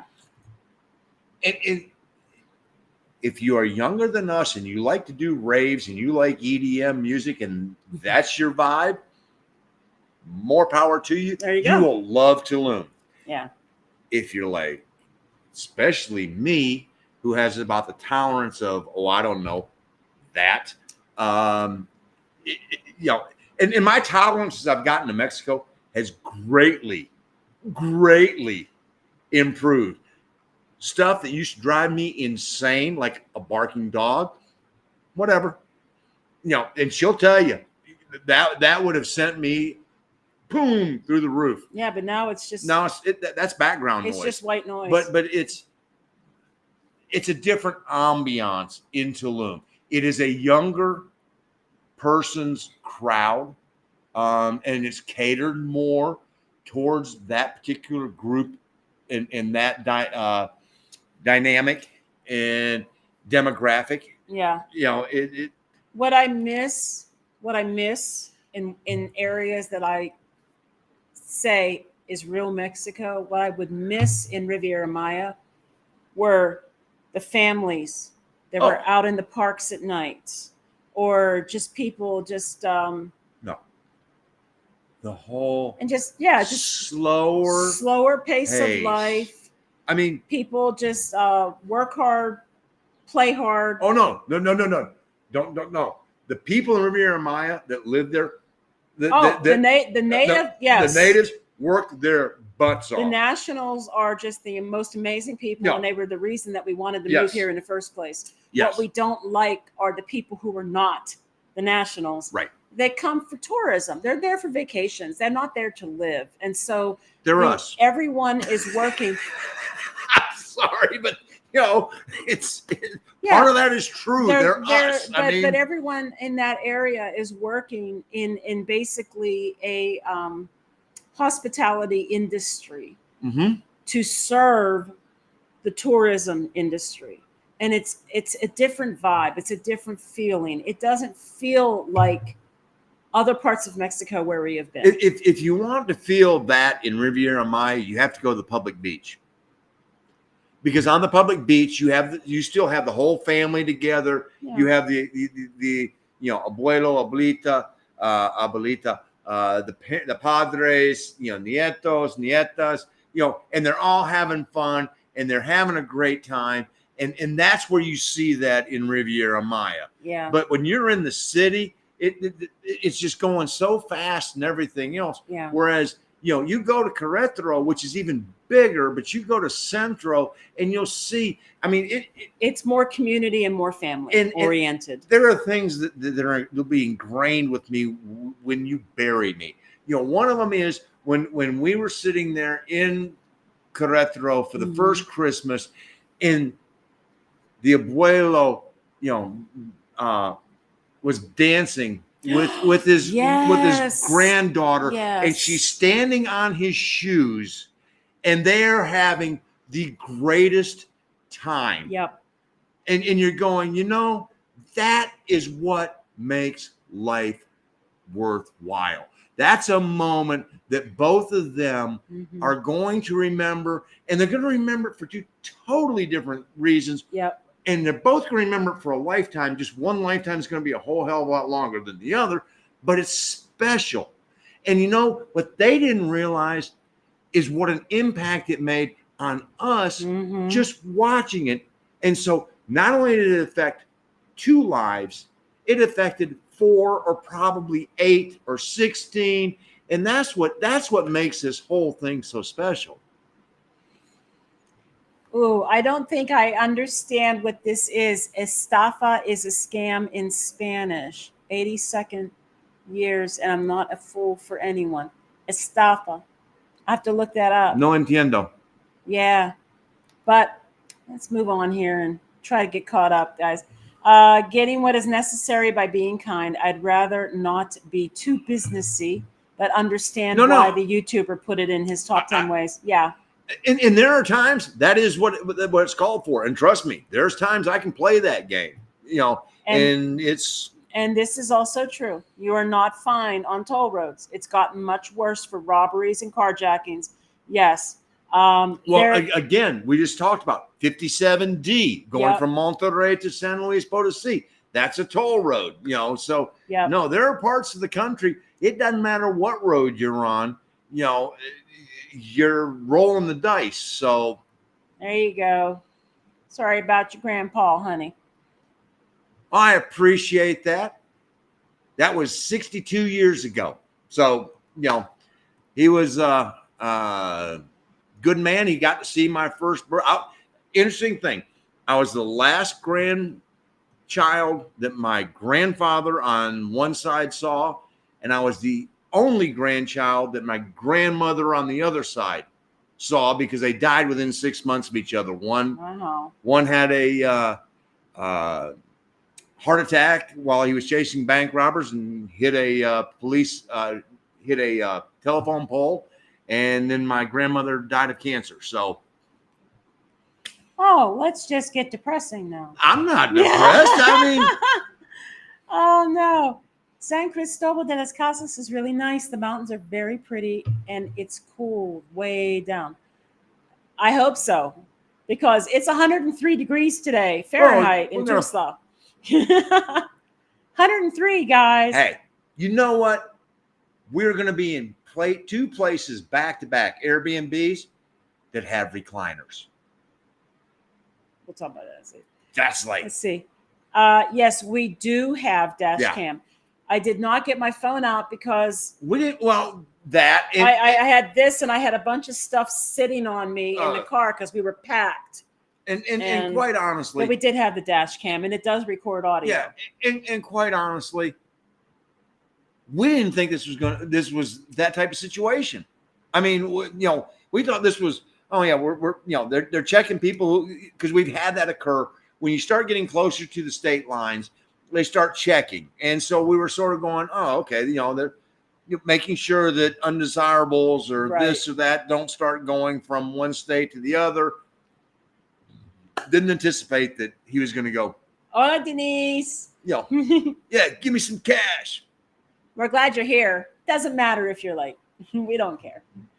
So there you go. We lived in that area, 2 blocks from the Jardín. So you know what? That is like, we love that neighborhood in Tequisquiapan in San Luis Potosi. We loved that neighborhood. We just didn't get to stay there long enough.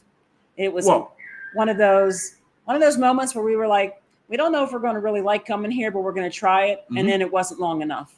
We needed to stay longer. I would have to say that neighborhood ranks in the top 2 neighborhoods. Yep. Calesa and Tequisquiapan. Yeah. Calesa and Querétaro and Tequisquiapan in San Luis Potosi. If you said you get to pick 2 neighborhoods to live in all of Mexico right now, I'm going to go, you give me Calesa and Querétaro, or you give me Tequisquiapan and San Luis Potosi, and I don't care which one you pick because I'm going to come out a winner either way. So, Tom, Cancun, Cozumel, and Tulum are the Orlando of Mexico. If that's what a person wants, then go to Florida. Literally. And it's muy caro. And it's so expensive. And, yeah, it just wasn't our thing. I mean, and I'm not going to knock it. Some people love that, and more power to them. It just wasn't for us. And here I am knocking the cop for taking 500 pesos. I really should also be knocking the kid who cut my hair for 700 because that was a bigger ripoff than the cop. Yeah. I mean, 700 pesos for a buzz cut. Something that cost him less than 100 pesos almost anywhere else. Literally up at PDC. Yeah. All right. Thank you for sharing your thoughts on Tulum and Real Mexico. I appreciate what you shared. The same thoughts as you as far as tourists, not where I want to be. Hey. Yeah. I mean, some people love that. Some people thrive in that. Some people want a soft landing and they don't care if it costs more money. We had friends that bought a house right there, right down the road from Playa Car, and it works for them and they're ecstatic about it. And you know what? More power to them. It's a lovely home. And they're happy. Yeah. And you know what? That's all that matters. That's all that matters. They don't have to worry about pleasing us because it's their life. Yeah. We don't have to worry about pleasing them because it's our life. So as long as we all end up in a place that we're good with. Yeah. I mean, I'm going to say we loved Merida. The only thing about Merida was that it was expensive to live there. That's all.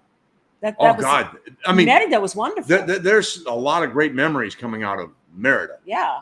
So those 2 women. It was just Riviera Maya that was the issue. Those two women that gave us the hugs and were welcoming us to the neighborhood. Yeah. Another one of those great memories because high fives, hugs. But even aquí, sí, but vimos aquí. Oh, and it's like they were great. What? Welcome to the neighborhood. Yeah. Okay. You will absolutely experience the real Mexico in San Cristobal de las Casas. I'm hoping so. But I think we're kind of experiencing it right here too. And I like it. I love it. Oh, yeah. I love it. Just walking in Centro, is it Norte Centro? Is that what they call this area? See. It's just so cool. So cool. The food that we were eating, they had a beauty salon I want to go check out. And I got barber couple shops, of barber shops, and I can't wait to compare the price. And trust me, I'll share the price difference. But I mean, it was just like when we went to eat when we first got here, and we went to Kiki's. And if anybody's looking for a good arranchera, Kiki's here in Tuxtla Gutiérrez, muy bueno. But again, it was puedes hablar más despacio, por favor, and slowed it down, and it works. And so it was like porque no escucho bien y no entiendo cuando hablas rápido. He was so awesome. I got a liter of Jamaica to drink, and I couldn't get the lid open, and he saw that I was trying, and he came over and opened it for me because I got the sympathy card. That was really cool. So let's see here. Love your take on the abuelo and his granddaughter. I have video of that. I'm sure it's in one of our Querétaro videos. It is. It was just so endearing. I mean, it was beautiful. And the smile on the little girl's face, and then the look, and I don't know what the right word to say is, almost of contentment on his face of, these are the things that make life's entire journey worthwhile. Yeah. And so one's looking at it from the perspective of, oh, I love this man. He makes me so happy. And the other going, I've done my job. I've raised my children to raise children like this. Yeah. And it's so the difference of how they look at this, and their views on it will never be the same, but they'll be treasured just as dearly. And I think, Wilfredo, it might have been that plaza. It was the plaza that has that's it. It was the plaza that has the gazebo, the large gazebo, the Zocalo. So yeah, they had a band and they were out there dancing, and it was just amazing. It was so much fun to watch. All right, and Mark, you nailed it. Family is so important in Mexico. That's what makes it so special. It is. It's what makes life special. And that's what the U.S. needs to start figuring the hell out, is that we got to go back to the family. And that's off my soapbox. All right. I got on it for a second. So say hey. I will say hi to the churro guy you.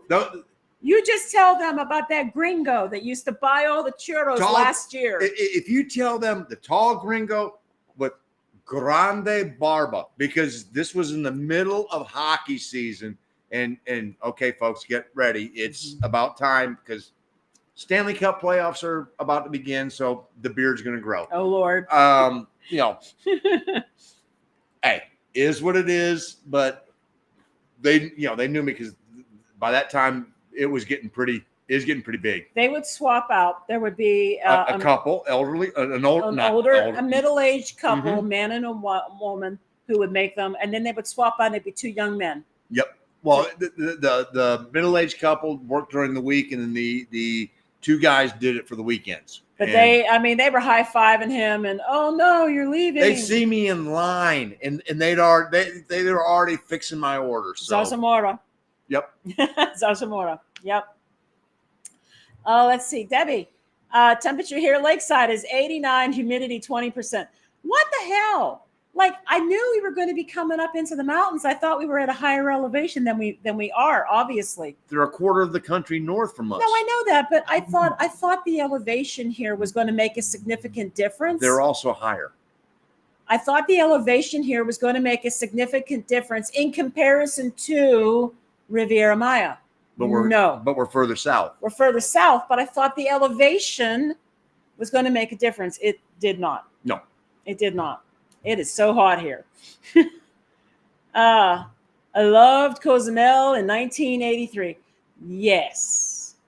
And my former boss couldn't believe that we were going to go to Playa del Carmen for vacation one time because she was a missionary and remember taking a trip to Cozumel. And when she had done that, Playa del Carmen was a fishing town. she could not believe we were actually going to stay there. And I said, "Oh, you haven't seen it lately, have you?" I said, "It's a big tourist attraction now." Oh, goodness. 58 at night. Oh, Debbie. Oh, Debbie. We have, in this Airbnb where we are, the only rooms, of course, that have air are the bedrooms. And in the master bedroom, we have this large seated area, and there's a television on the wall opposite us. And that's where the air conditioner is. It is going full blast right now, and I'm getting warm. So, this room, the house gets hot. It's getting hot in here. Oh, anyway, So take off all your Okay. clothes. I am That's getting so hot. I'm gonna take my clothes off. That's about as far as I can go with that. But He doesn't know. He doesn't know his Nelly, like I know Nelly. no, really. How expensive was Merida? Well, Jesse, We did a whole video on it. we did do a on video the cost of living. on the cost of living in Merida. We had an Airbnb. The Airbnb rates are more expensive than rent. And we also had to pay electricity on top of that. You'll find a lot of times, often in the Airbnb industry, if you're in the Yucatan Peninsula, because electricity is so high, they will make you pay for the electricity in addition to the Airbnb rate. I want to say rent rates, it probably would have been about $1,500 a month. But we were in a colonial home that was like 8 blocks from Centro. Oh, so it was in a very, very good neighborhood. Love the house. It was in we were San in Sebastian y La Ermita. La Ermita. And it was a very nice neighborhood. It was very walkable, and it was a beautiful house, and it had a pool. It was a lovely home. Yes. But it was a premium price based on location. Well, what we thought was a premium price at the time. Well, yeah, but in comparison. But what we have found is that the rents / Airbnb rates in central Mexico, in the highlands, are about half of what they are in the Yucatan. And the rate of inflation in the Yucatan is the highest in the country. Mm-hmm. Yep. So costs are rising. If you ask Denise here, she bought a home a few years ago. She got in at just the right time. And the value of her property is significantly increased. Yep. In that time. The rates are just going up in Merida. They're going up everywhere. And Merida is also one of those places where demand is rapidly going up as well, because Merida has become, the more magazines and everything else that keep rating safest cities in all of North America, Merida is always in the top 2. Yeah. Always in the top 2. And for safety reasons. Yes. And there was an event. Well, El Grito. I got sick. I walked home. I had no problem with her walking back from Centro to the house by herself. I walked 8 blocks in the dark after midnight. Because, that was the vibe that you get in Merida, and it was great for that. I can't remember the exact numbers. If I were to estimate what the Airbnb would have cost if it was rent only, I think our cost of living for the month. $1,900. No. Just I think our cost of living for the month, with a rent rate, electricity, our medical and our car insurance, our groceries, our phone service, our internet. It was somewhere around $3,500 to $4,000, somewhere in there. 35. It was the most expensive city until we hit Riviera Maya, but we'll get to that another day. Yeah, those are videos still to come. Yeah. Not too many gringo tourists here, but we do get a lot of Tapatio Guadalajarans, lots of gringo retirees. Makes for a soft landing. I speak no Spanish. Debbie? Yeah. Debbie, may I make a recommendation? There is a class out there called Expat Spanish. I don't have it on here. Amy I've got to add it. is one of the Amy Whitney, who developed expat Spanish, is from Canada, and she was struggling to try and learn how to speak Spanish, and she developed this new way of teaching it. And Gina is now in level 2, and I'm in level 4. That won't last for long. She'll be better than me eventually. But eventually, I'll just show this. I'm sorry I don't have the link yet. But it is a very effective way of learning, because it is a class environment that you do by Zoom, and you get to actually have a relationship with the people that you're taking class with, because it's like going to school. Hey, Johnny's in this desk next here, Debbie's right there. I mean, and so you the expectations of not wanting to be last in the class sort of give you that impetus to go, yeah, you know what? I can't take a day off. There's accountability. I'm gonna sit there, and they're gonna know when we get in class next week, I didn't do diddly, and it shows. And so it's a very good way of learning. And she teaches Mexican Spanish. Yes. Which there is a difference. You do Duolingo. There's a couple of things that they teach in Duolingo that you don't say here in Mexico. You don't want to do a chiqueta here in Mexico. Tom was in Chapala 2 years ago doing my Promenante in April. It was very warm, no AC, cold showers a lot, and no, not for that reason. Bull. Yeah. Anyway. Great song. That's right. It's getting hot in here. That's right. Let's see. And so there you go. And Denise, Merida is really expensive now. Yeah, it's almost U.S. pricing, and she's not lying. And Tulum is worse. Just to give you an idea, the subway that is on the main square in Merida, it's a foot-long sub, was 199 pesos. Now, see, a lot of times we have problems doing that instant math in our brains. It's an $11.50 sub.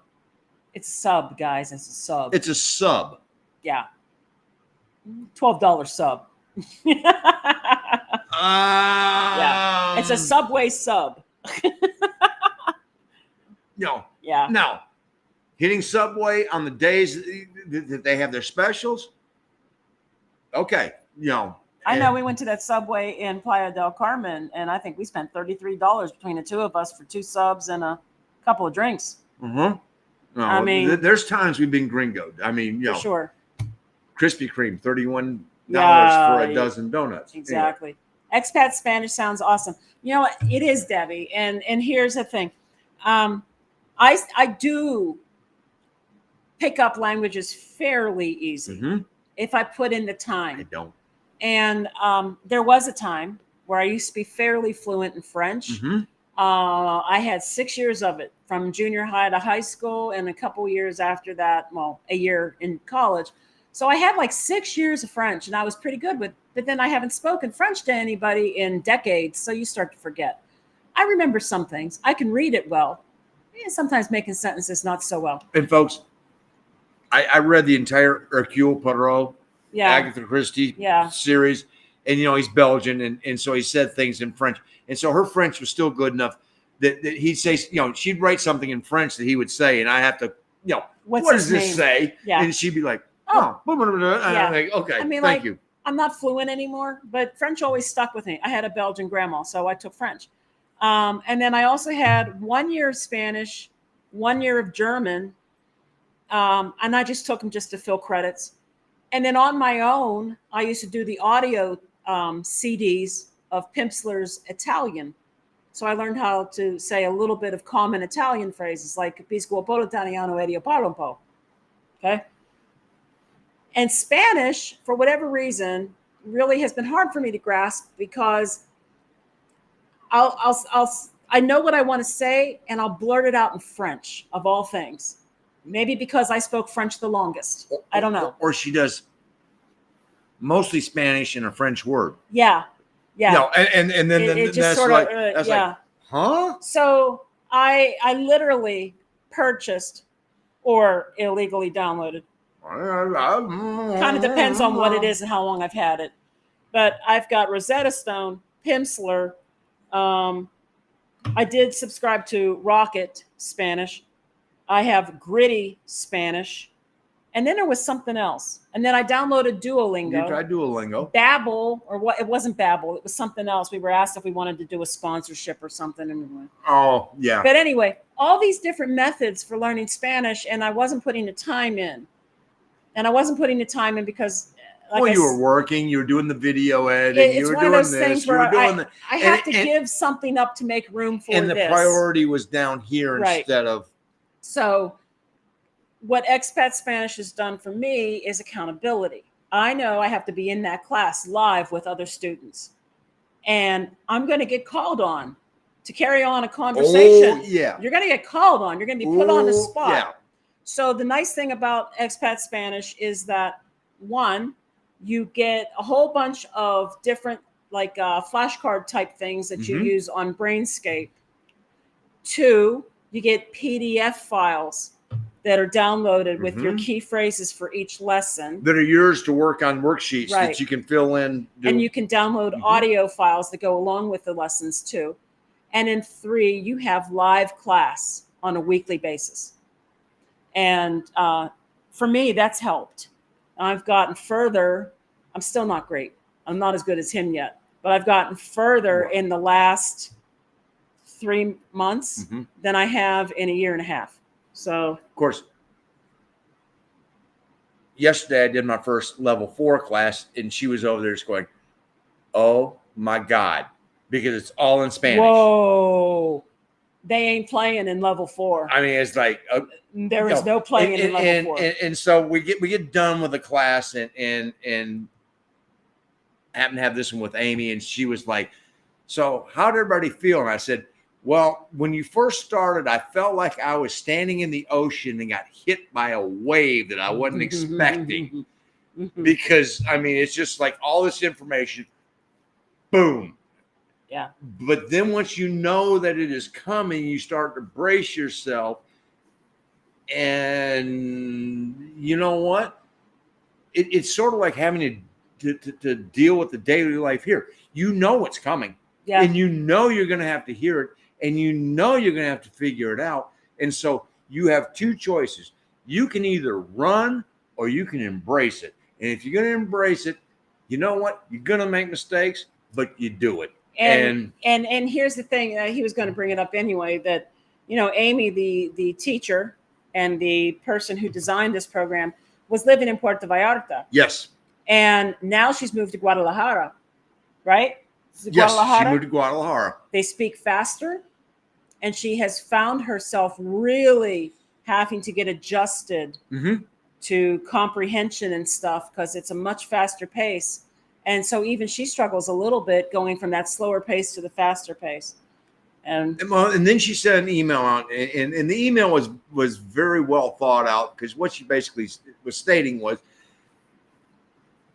she is fairly fluent. I mean, I would say she is fluent. Yeah. And she moved from Puerto Vallarta to Guadalajara.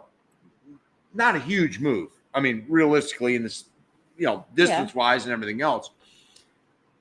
And she was like, it was overwhelming, the amount, you know, of having to deal with the Spanish and everything else and this and that, and, you know, dealing with the contracts, dealing with getting the people to move the stuff, getting, you know, people to arrange to deliver negotiating prices and this and that. And she goes, I have no clue how people who don't speak the language deal with the pressure Well, she said that You know, you would pay it's you would pay more. well, Yeah. but it's Yeah. but the internal pressure that you're feeling because you know screw the money. You're just like it's that. Oh God, how do I deal with all this? And you don't even know. And quite honestly, we're not far from that point. I mean, my Spanish is, and And mine's even more. I mean, hey, Jazz hands. we- Jazz hands. we got through an emergency room visit. We got through. I mean, Oh Lord. Yeah. there's a lot of things that when push comes to shove, but every time something like that happens, all it does is reinforces the fact that yes, we have made a couple steps forward in learning Spanish. We got a long way It's true. to still go. And I remember somebody when we first started this channel, and I can't remember who it was now, but somebody actually made the comment, says, I have been married to a Mexican national. And if you're watching, please own up because I still remember this. Been married to a Mexican national for over 25 years. And I think they were living in Ajijic or Chapala area, and goes, I still at times we can go to a party, and I feel fluent, but I feel isolated At the party. yeah. Because the pace goes and while I feel fluent, there's a level at which they're at that I'm still 25 years later, I'm still not at. So I just wanted to say real quick before I move on from this. If you are interested in expat Spanish, there is a link under most of our videos, and there's a discount code, and you'll get, I think it's 10% off, just so you know, save you a few bucks. Yep.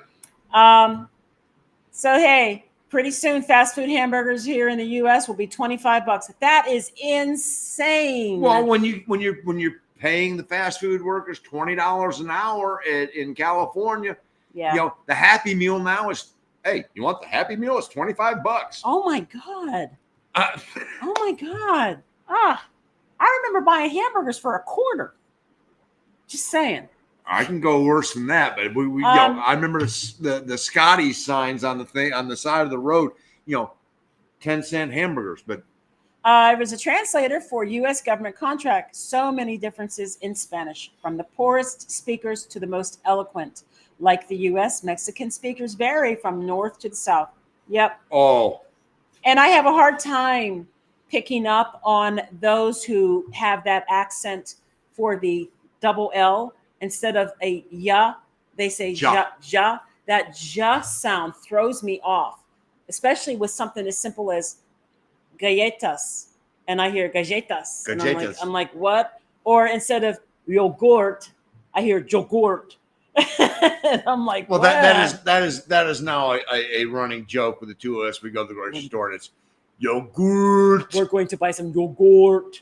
Yeah. Yogurt. And yes, I do Franish. Mm-hmm. I do. For the longest time, I wouldn't say es verdad. I would go c'est vraiment. But the best part is it's those little victories. I remember we were in Progreso, and we go to the Mercado, and we walk up there, and I looked at the young lady and I said, ¿Tienes apio? Sí. Quiero comprar. And so she grabs it and she goes, ¿Algo más? And she goes, I understood that. I knew what that meant.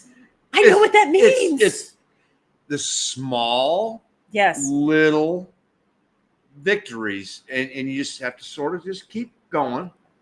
And I think I heard someone say claro que sí the other day too, at the restaurant. Yeah. Yes, and I picked up on that too. Yeah. I was excited. Okay. And Synergy Spanish is close to how Amy teaches. Thanks, Suzanne. I will look that up. And I'm a sucker for a Spanish program. I want to get into my gritty Spanish now that I'm starting to pick up some of the more conversational, because that has some of the slang. And I would be really interested in learning how to say something other than Shigon or Shinga, Chinga, Chinga, Chingon. Whatever. Let's see. Very useful to use Madrigal's Spanish. Okay, thank you. I will look that up as well.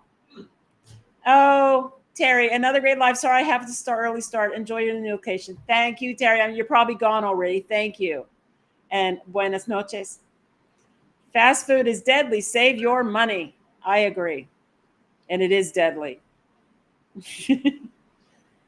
I don't think I could go back to the US. I'd be totally overwhelmed. Denise, I don't know. I probably could. I don't want to. And the money would just blow my mind. And it's to the point now where you could order something for takeout, and they're asking you if you want to leave a tip. Like, why? Oh, Why am I leaving a tip again? I thought the tip was for the servers. The ones who are making basically less than minimum wage and counting on the tip for their you salary. mean a tip on a buffet? I mean, Well, not even just that. Just you order something at the Starbucks and you use your Starbucks card or whatever to pay for it, and they give you an option of leaving a tip.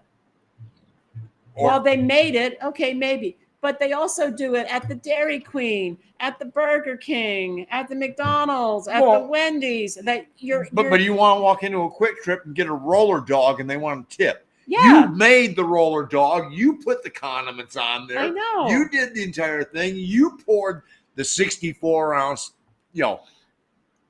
Mountain Dew. Do you want to leave a tip? And you want to leave a tip.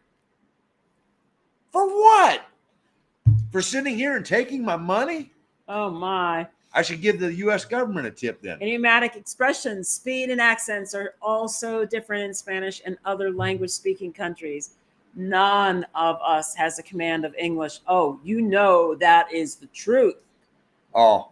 My command of English is subpar compared to his. So. To listen to William Buckley on a Sunday morning was an absolute, regardless of whether or not you agreed or you disagreed, the man had a way and a command. And then there's few people like that have the ability to do that. And yeah. And the problem is, I had this conversation with my mom just the other night, or just last night. It was, we were talking about, I love, I just told you guys, I read all the Agatha Christie Hercule Poirot in the last, 3 months or so. I read the entire series. And we were discussing the fact that it's interesting how words have changed. And so reading somebody's writings that started in, I think, Agatha Christie wrote her first Hercule Poirot, if I remember right, 1929. And she wrote her last one in the 70s, 73, 74, something like that. So you're talking, 50 plus years. And of course, this is also Queen's English or King's English when she started, and Queen's English when she finished. But the use of words that had different meanings as the progressed. The word gay, when she was first writing books in the 20s, 30s, 40s, different meaning, totally different meaning. And so, and it's just one of those things you just go, as my mom, who was a teacher for many, many, many decades, when, language is a living, breathing being, and it changes. So, and an example, Cuban and Argentine Spanish are the hardest for me to understand clearly. I have to really listen closely. So much slang in Cuban Spanish. It's like an entirely different language, I feel like. And you know what? I've also heard that Colombia. Muy rápido. Muy rápido. It's really hard to keep up with. And our good friend Arlene, she grew up in Argentina. And so, every once in a while, when they first got down here and we'd go out and she was always our unofficial interpreter. Well, unofficial, official, whatever. But every once in a while, she gets stumped by a word, and she goes, "Yeah." Now they say it in Argentina, but I bet she was at the point where she had 98% of it down. The last 2%, I'm sure, is gonna. Yeah. Oh my. Okay, look, I'm gonna stop fighting with this. Here, I'll just take it off, and you guys can see my strap. Okay. Woo! Showing skin. Normally, that's my job. I know. Oh, let's see. I'm really struggling learning Spanish. I can't roll my R's. So when I try to converse with my husband, does speak Spanish, he doesn't understand me. You know who else has a hard time rolling R's? And she's a Mexican national, Karencita. She can't roll her R's. She's never been able to roll her R's. And she grew up here. So honestly, Tricia, the best part is if you make the attempt, they will help you to the finish line. I could never say my R's properly in French either, and people would laugh at me, and because it sounds like a W when I say things. I'm not good at the rolling of the R's or anything of that, but my biggest thing is I'm not afraid to fail when I speak Spanish. I know I'm going to screw up, and some people get that deer in the headlights and they freeze, and it's happened to me. Trust me. There's a police, got a gun. Okay, not as bad as I was when we first crossed the country, which back then it was like, but there are times when it's harder than others, but I'm not afraid to screw it up because I have found that the Mexican people are so warm and welcoming. They love it. And they, when we were in Tulum, I had more people compliment me because I made the attempt. When I went to go get my hearing aid batteries, we did the entire thing in Spanish, and I was like, "Lo siento, mi español es muy malo." No, gracias por para hablar español. Necesito pies para my auditivos. Oh. I even pulled one of Mark's moves. But if we would go on vacation at a resort, he would try to do the entire vacation speaking to staff in Spanish. Well, I did that at the Hard Rock that we just went to. And I would tell the bartender or the waiter or waitress that, I speak a little bit of Spanish and I need to practice. And they would say that they also needed to practice their English. So we would they would speak English to me and I would try to speak Spanish to them. I mean, it really is one of those we just got to have to go, you know what? You're going to screw it up. It's going to happen. I'm going to get caught up here. Debbie, I cannot believe $45 for 2 meals in Orlando. That is insane for fast food. Insane. That's fast food? Yeah. Oh. Yeah, that's crazy. Craziness. Spanish students, Spark Notes flashcards may be helpful. Got you through local bookstore. Hey, Thank you. Any flashcards. Because instant recognition, and where is he? I know he's on there. There he is. Tom, what? Tom's on there. Yeah. Tom was the one that when he came to visit us in Tulum, Tom was the one who gave me the piece of information that made me go, you know what? Don't be afraid to stub your toe. Because he was like, you keep doing it and eventually the switch goes on. And he's right. And if you keep trying to do, I'm thinking in English and I'm listening in Spanish, well, you really slow down the entire process. And so the more I converse in Spanish, the more I start to think that way. And I'm not going, how do I do this? Do I do that when I'm about to say something? Yes. But what I'm hearing is coming more and faster and it's turning around quicker. And so Tommy did me a huge favor by telling me, just keep it simple. You're gonna screw up, but you're gonna make it through You it. gotta be okay with messing up. It's fine. Hey, Rick. Hola. Thanks for the nudge last week. Seen my real estate agent on Monday. Will retire and be in Mexico in 3 months. That's amazing. Good for you. And I'm going to come down here real quick to what Tom has to say, because there's something here that's very important, and I didn't realize this. So I love this. Argentinians have an almost Italian accent. Yes, because the largest country in the world outside of Italy with the highest population of people of Italian descent is Argentina. I never knew that. It blew my mind. So yes, Argentinians would have a strongly Italian accent. That's incredible. Spaniards speak with a lisp. Caribbean Spanish is faster, and many times they drop their endings. Para is pa. You know what I noticed too, Tom, is we're taught to say buenos and buenas for whether it's dia, tardes, noches. They don't. They say buena or buena or buen. Buen or buena. I've never heard anybody here yet. I know that they probably do in some places, but so far, everybody who greets us, if we say buenas tardes to somebody on the street, they go buenas tardes. They don't even say the S. It's interesting. Well, and we had the hardest time understanding the part about, is it buenos dias or buen dia? Well, Because I think buen dia is just good day. I know, but it's those little subtle nuances, and you know what? You can't hang up on them. You just got to sort of go with it. Roll those R's. Roll your R's, honey. I don't have any dice. That's the only way I can roll them.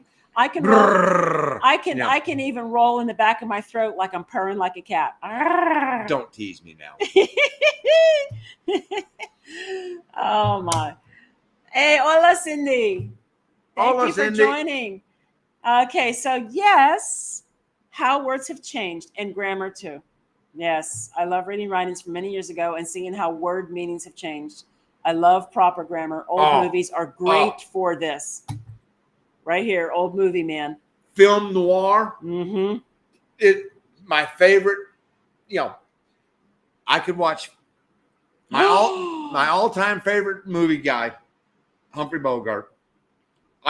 You give me Bogey, I could watch Bogey over and over. Sports, Bogey, sports, Bogey. So, Cindy, I did not know this. So Karen can roll her R's now because the dentist clipped under her tongue and it loosened it for her.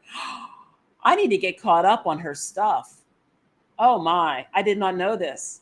I'm glad. She got clipped.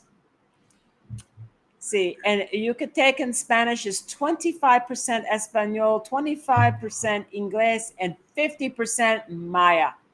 Yes. Sí. Yes. Sí.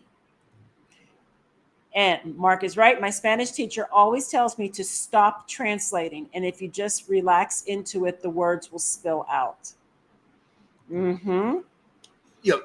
You have to get rid of the fear of failure. We knew what you meant, nature. We knew what you meant. I'm going to see. What are we doing down here? Oh, thank you, Mark and Gina. I was able to help. Yeah, indeed. Let's see. Oh, I love it. Miguel, I just keep talking till someone says Monday.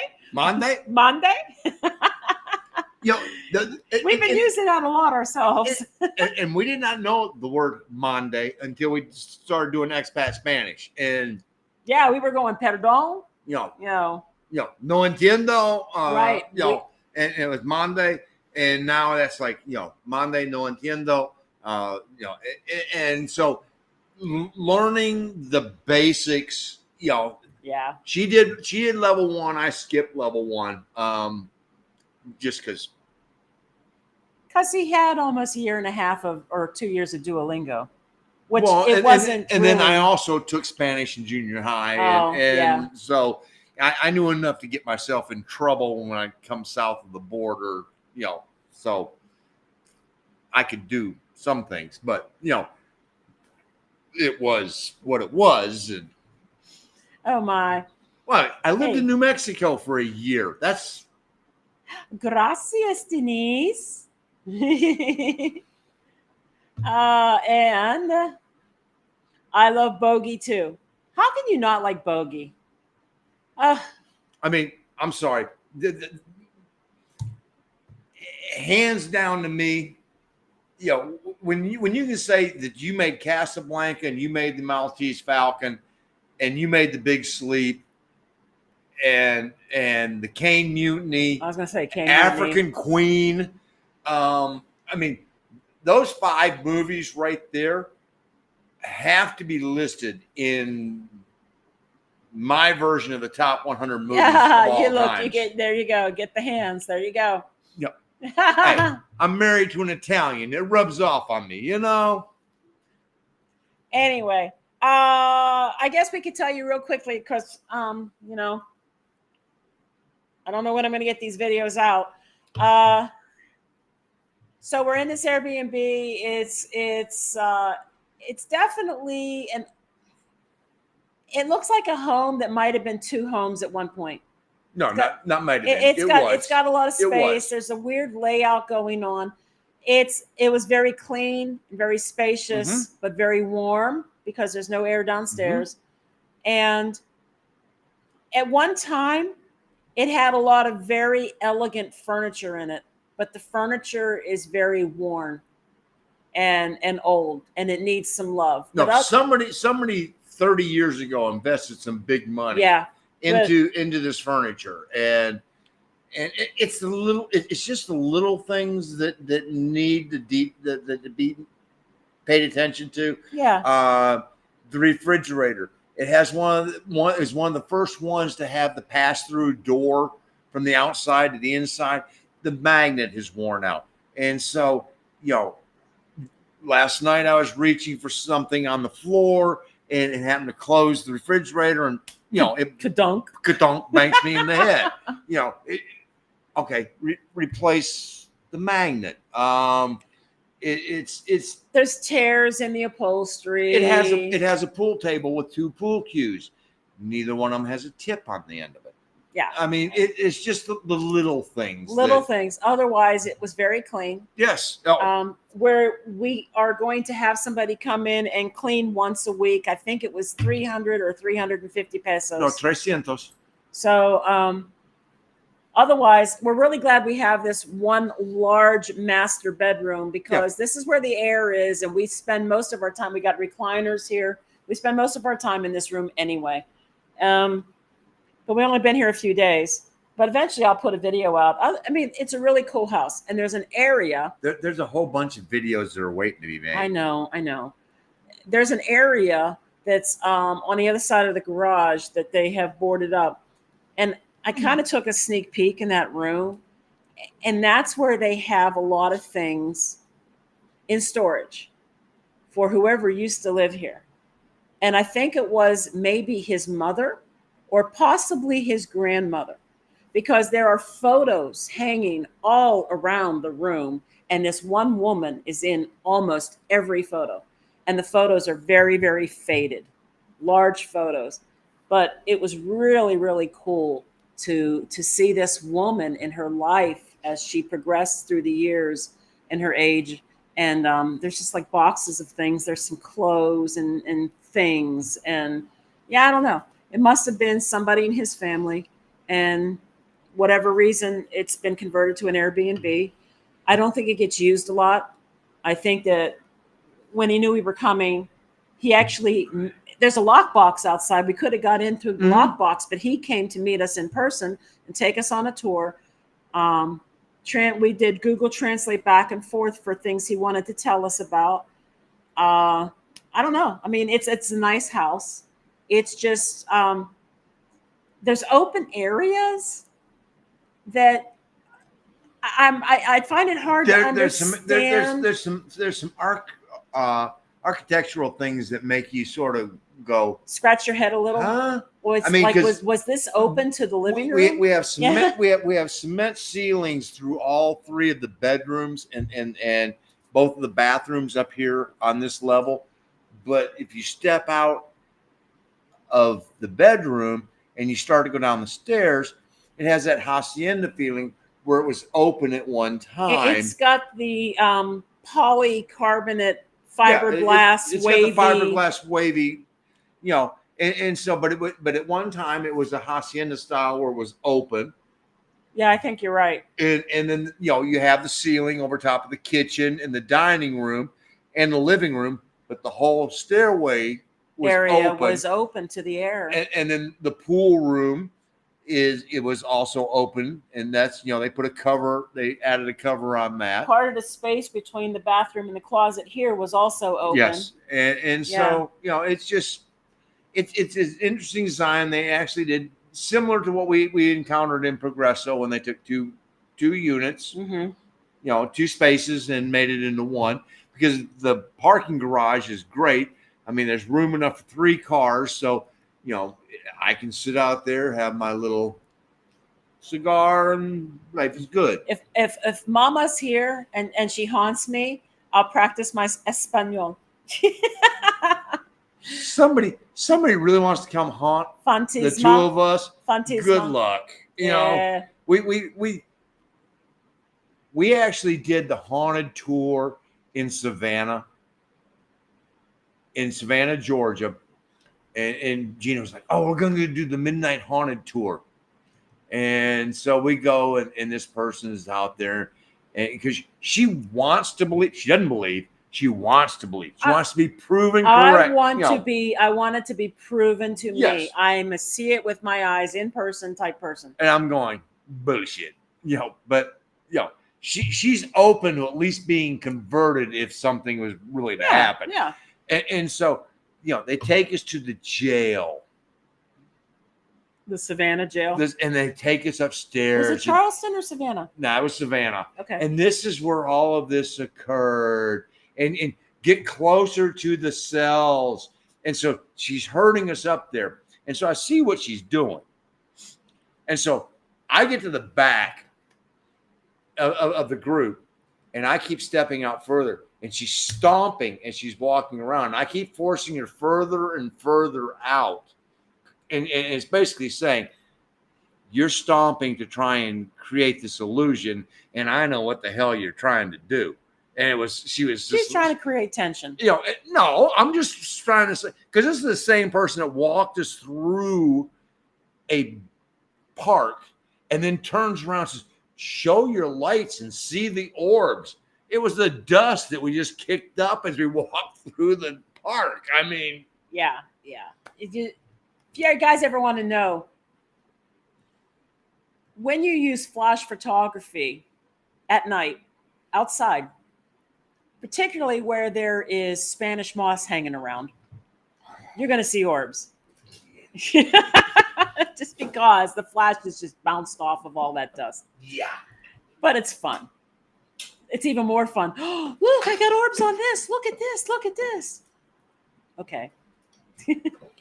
But in the meantime, I have a thing on my phone that is an EMF application, and it actually does detect electromagnetic interference. You can actually hold it up to a wall and look for the wires and stuff. And you can move it around your laptops and look for where the current is the strongest. It actually does work. But yeah, you used to be able to do the same thing on the Norelco razor. Yeah. And you could plug it in and you go across the wall. And when you hit the stud, it would go, yep, there's a stud. So, okay. Oh, gosh. All right.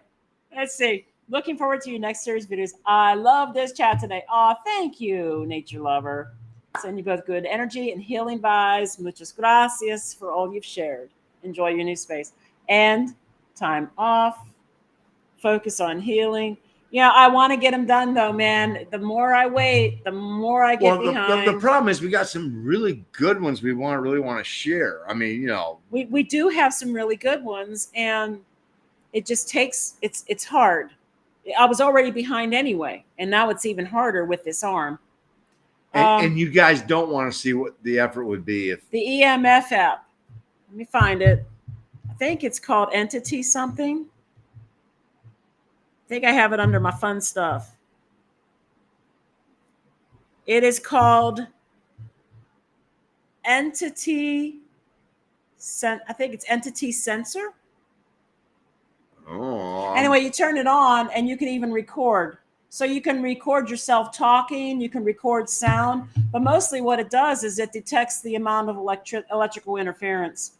And it does work for that fact. I've just never done anything else with it. But I always kind of laughed. I used to be married to someone whose family would maintain a cemetery, and it was supposed to be a very haunted cemetery. I don't think it was, but I always wanted to take this application out to a cemetery and walk around because I mean you shouldn't have any electrical interference in a bunch of graves, right? I see EMF, Just saying. and all I can think of is You're unbelievable. Whoa. no. I was Oh, thinking, that's not it. Okay. I was thinking more of Jimi Hendrix talking to Terry Kath. But anyway, no. Oh, okay. And I mean, what time I'm thinking of that song? Yeah. Okay. I think we're going to wrap this up. Thank you for doing the live. It's good to see you guys. Oh, hey. So I do have a question. Our internet is not really good here. We get about 25 download speed and maybe 9 or 10 on the upload speed.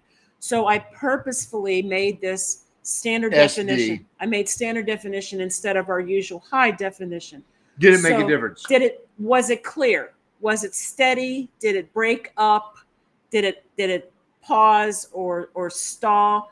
If it was good, then we'll continue to do our lives and we won't worry about it. But I didn't know if it was going to work well or not. So we took a flyer. Yeah, we just wanted to see what would happen. And you are so welcome, Suzanne. Well, gracias por el tiempo. Just let us know if this looked okay. I guess we'll figure it out ourselves in a minute. Okay, not super clear, but not bad at all. I was worried. We had to reduce it just to the speed is not good here at all. And we don't have access to a roof. So we can't put our dish out. Oh, God. Yeah. So we can't put the Starlink out. It's bad enough when I got somebody holding the ladder. We don't have a ladder and I ain't got somebody to hold it. And okay, so there were a few times where the image quality dropped. No glitches. All right, this is good. This is good. We'd rather have it drop a little bit than do the buffering and then do the voices were clear, images not super defined. Okay, that's good to know. All right. Thanks, guys. Well, we're gonna appreciate it. We're gonna check it out. Thank you for joining us tonight. I don't really know yet about the video situation. If I could get them out, there may be a chance, depending. If I'm able to get videos out in a reasonable amount of time. If I can't, maybe we'll do a weekly live just while we're here. I mean, the closest one, the next one we have ready to go was the cost of living. The cost of living for Playa Car. For Playa Car. Yeah. Right. You know, that was. And so. Before the. Yeah. So maybe we will do a weekly live just to keep in touch. Just to keep in touch until we figure out if I can get the videos out or not. So thanks again, all. It's really good to talk to you. And we're so happy that you were able to join us tonight. We hope you have a good evening. And until we see you again, we are Gringos are us. Hasta luego from our bedroom. Anyway, yeah. Our bedroom. Yeah. Look, I showed you some skin tonight. That was worth it right there. You damn Skippy, it was worth it. So love you guys. Thank you. And have adios. A great evening. Hasta la próxima.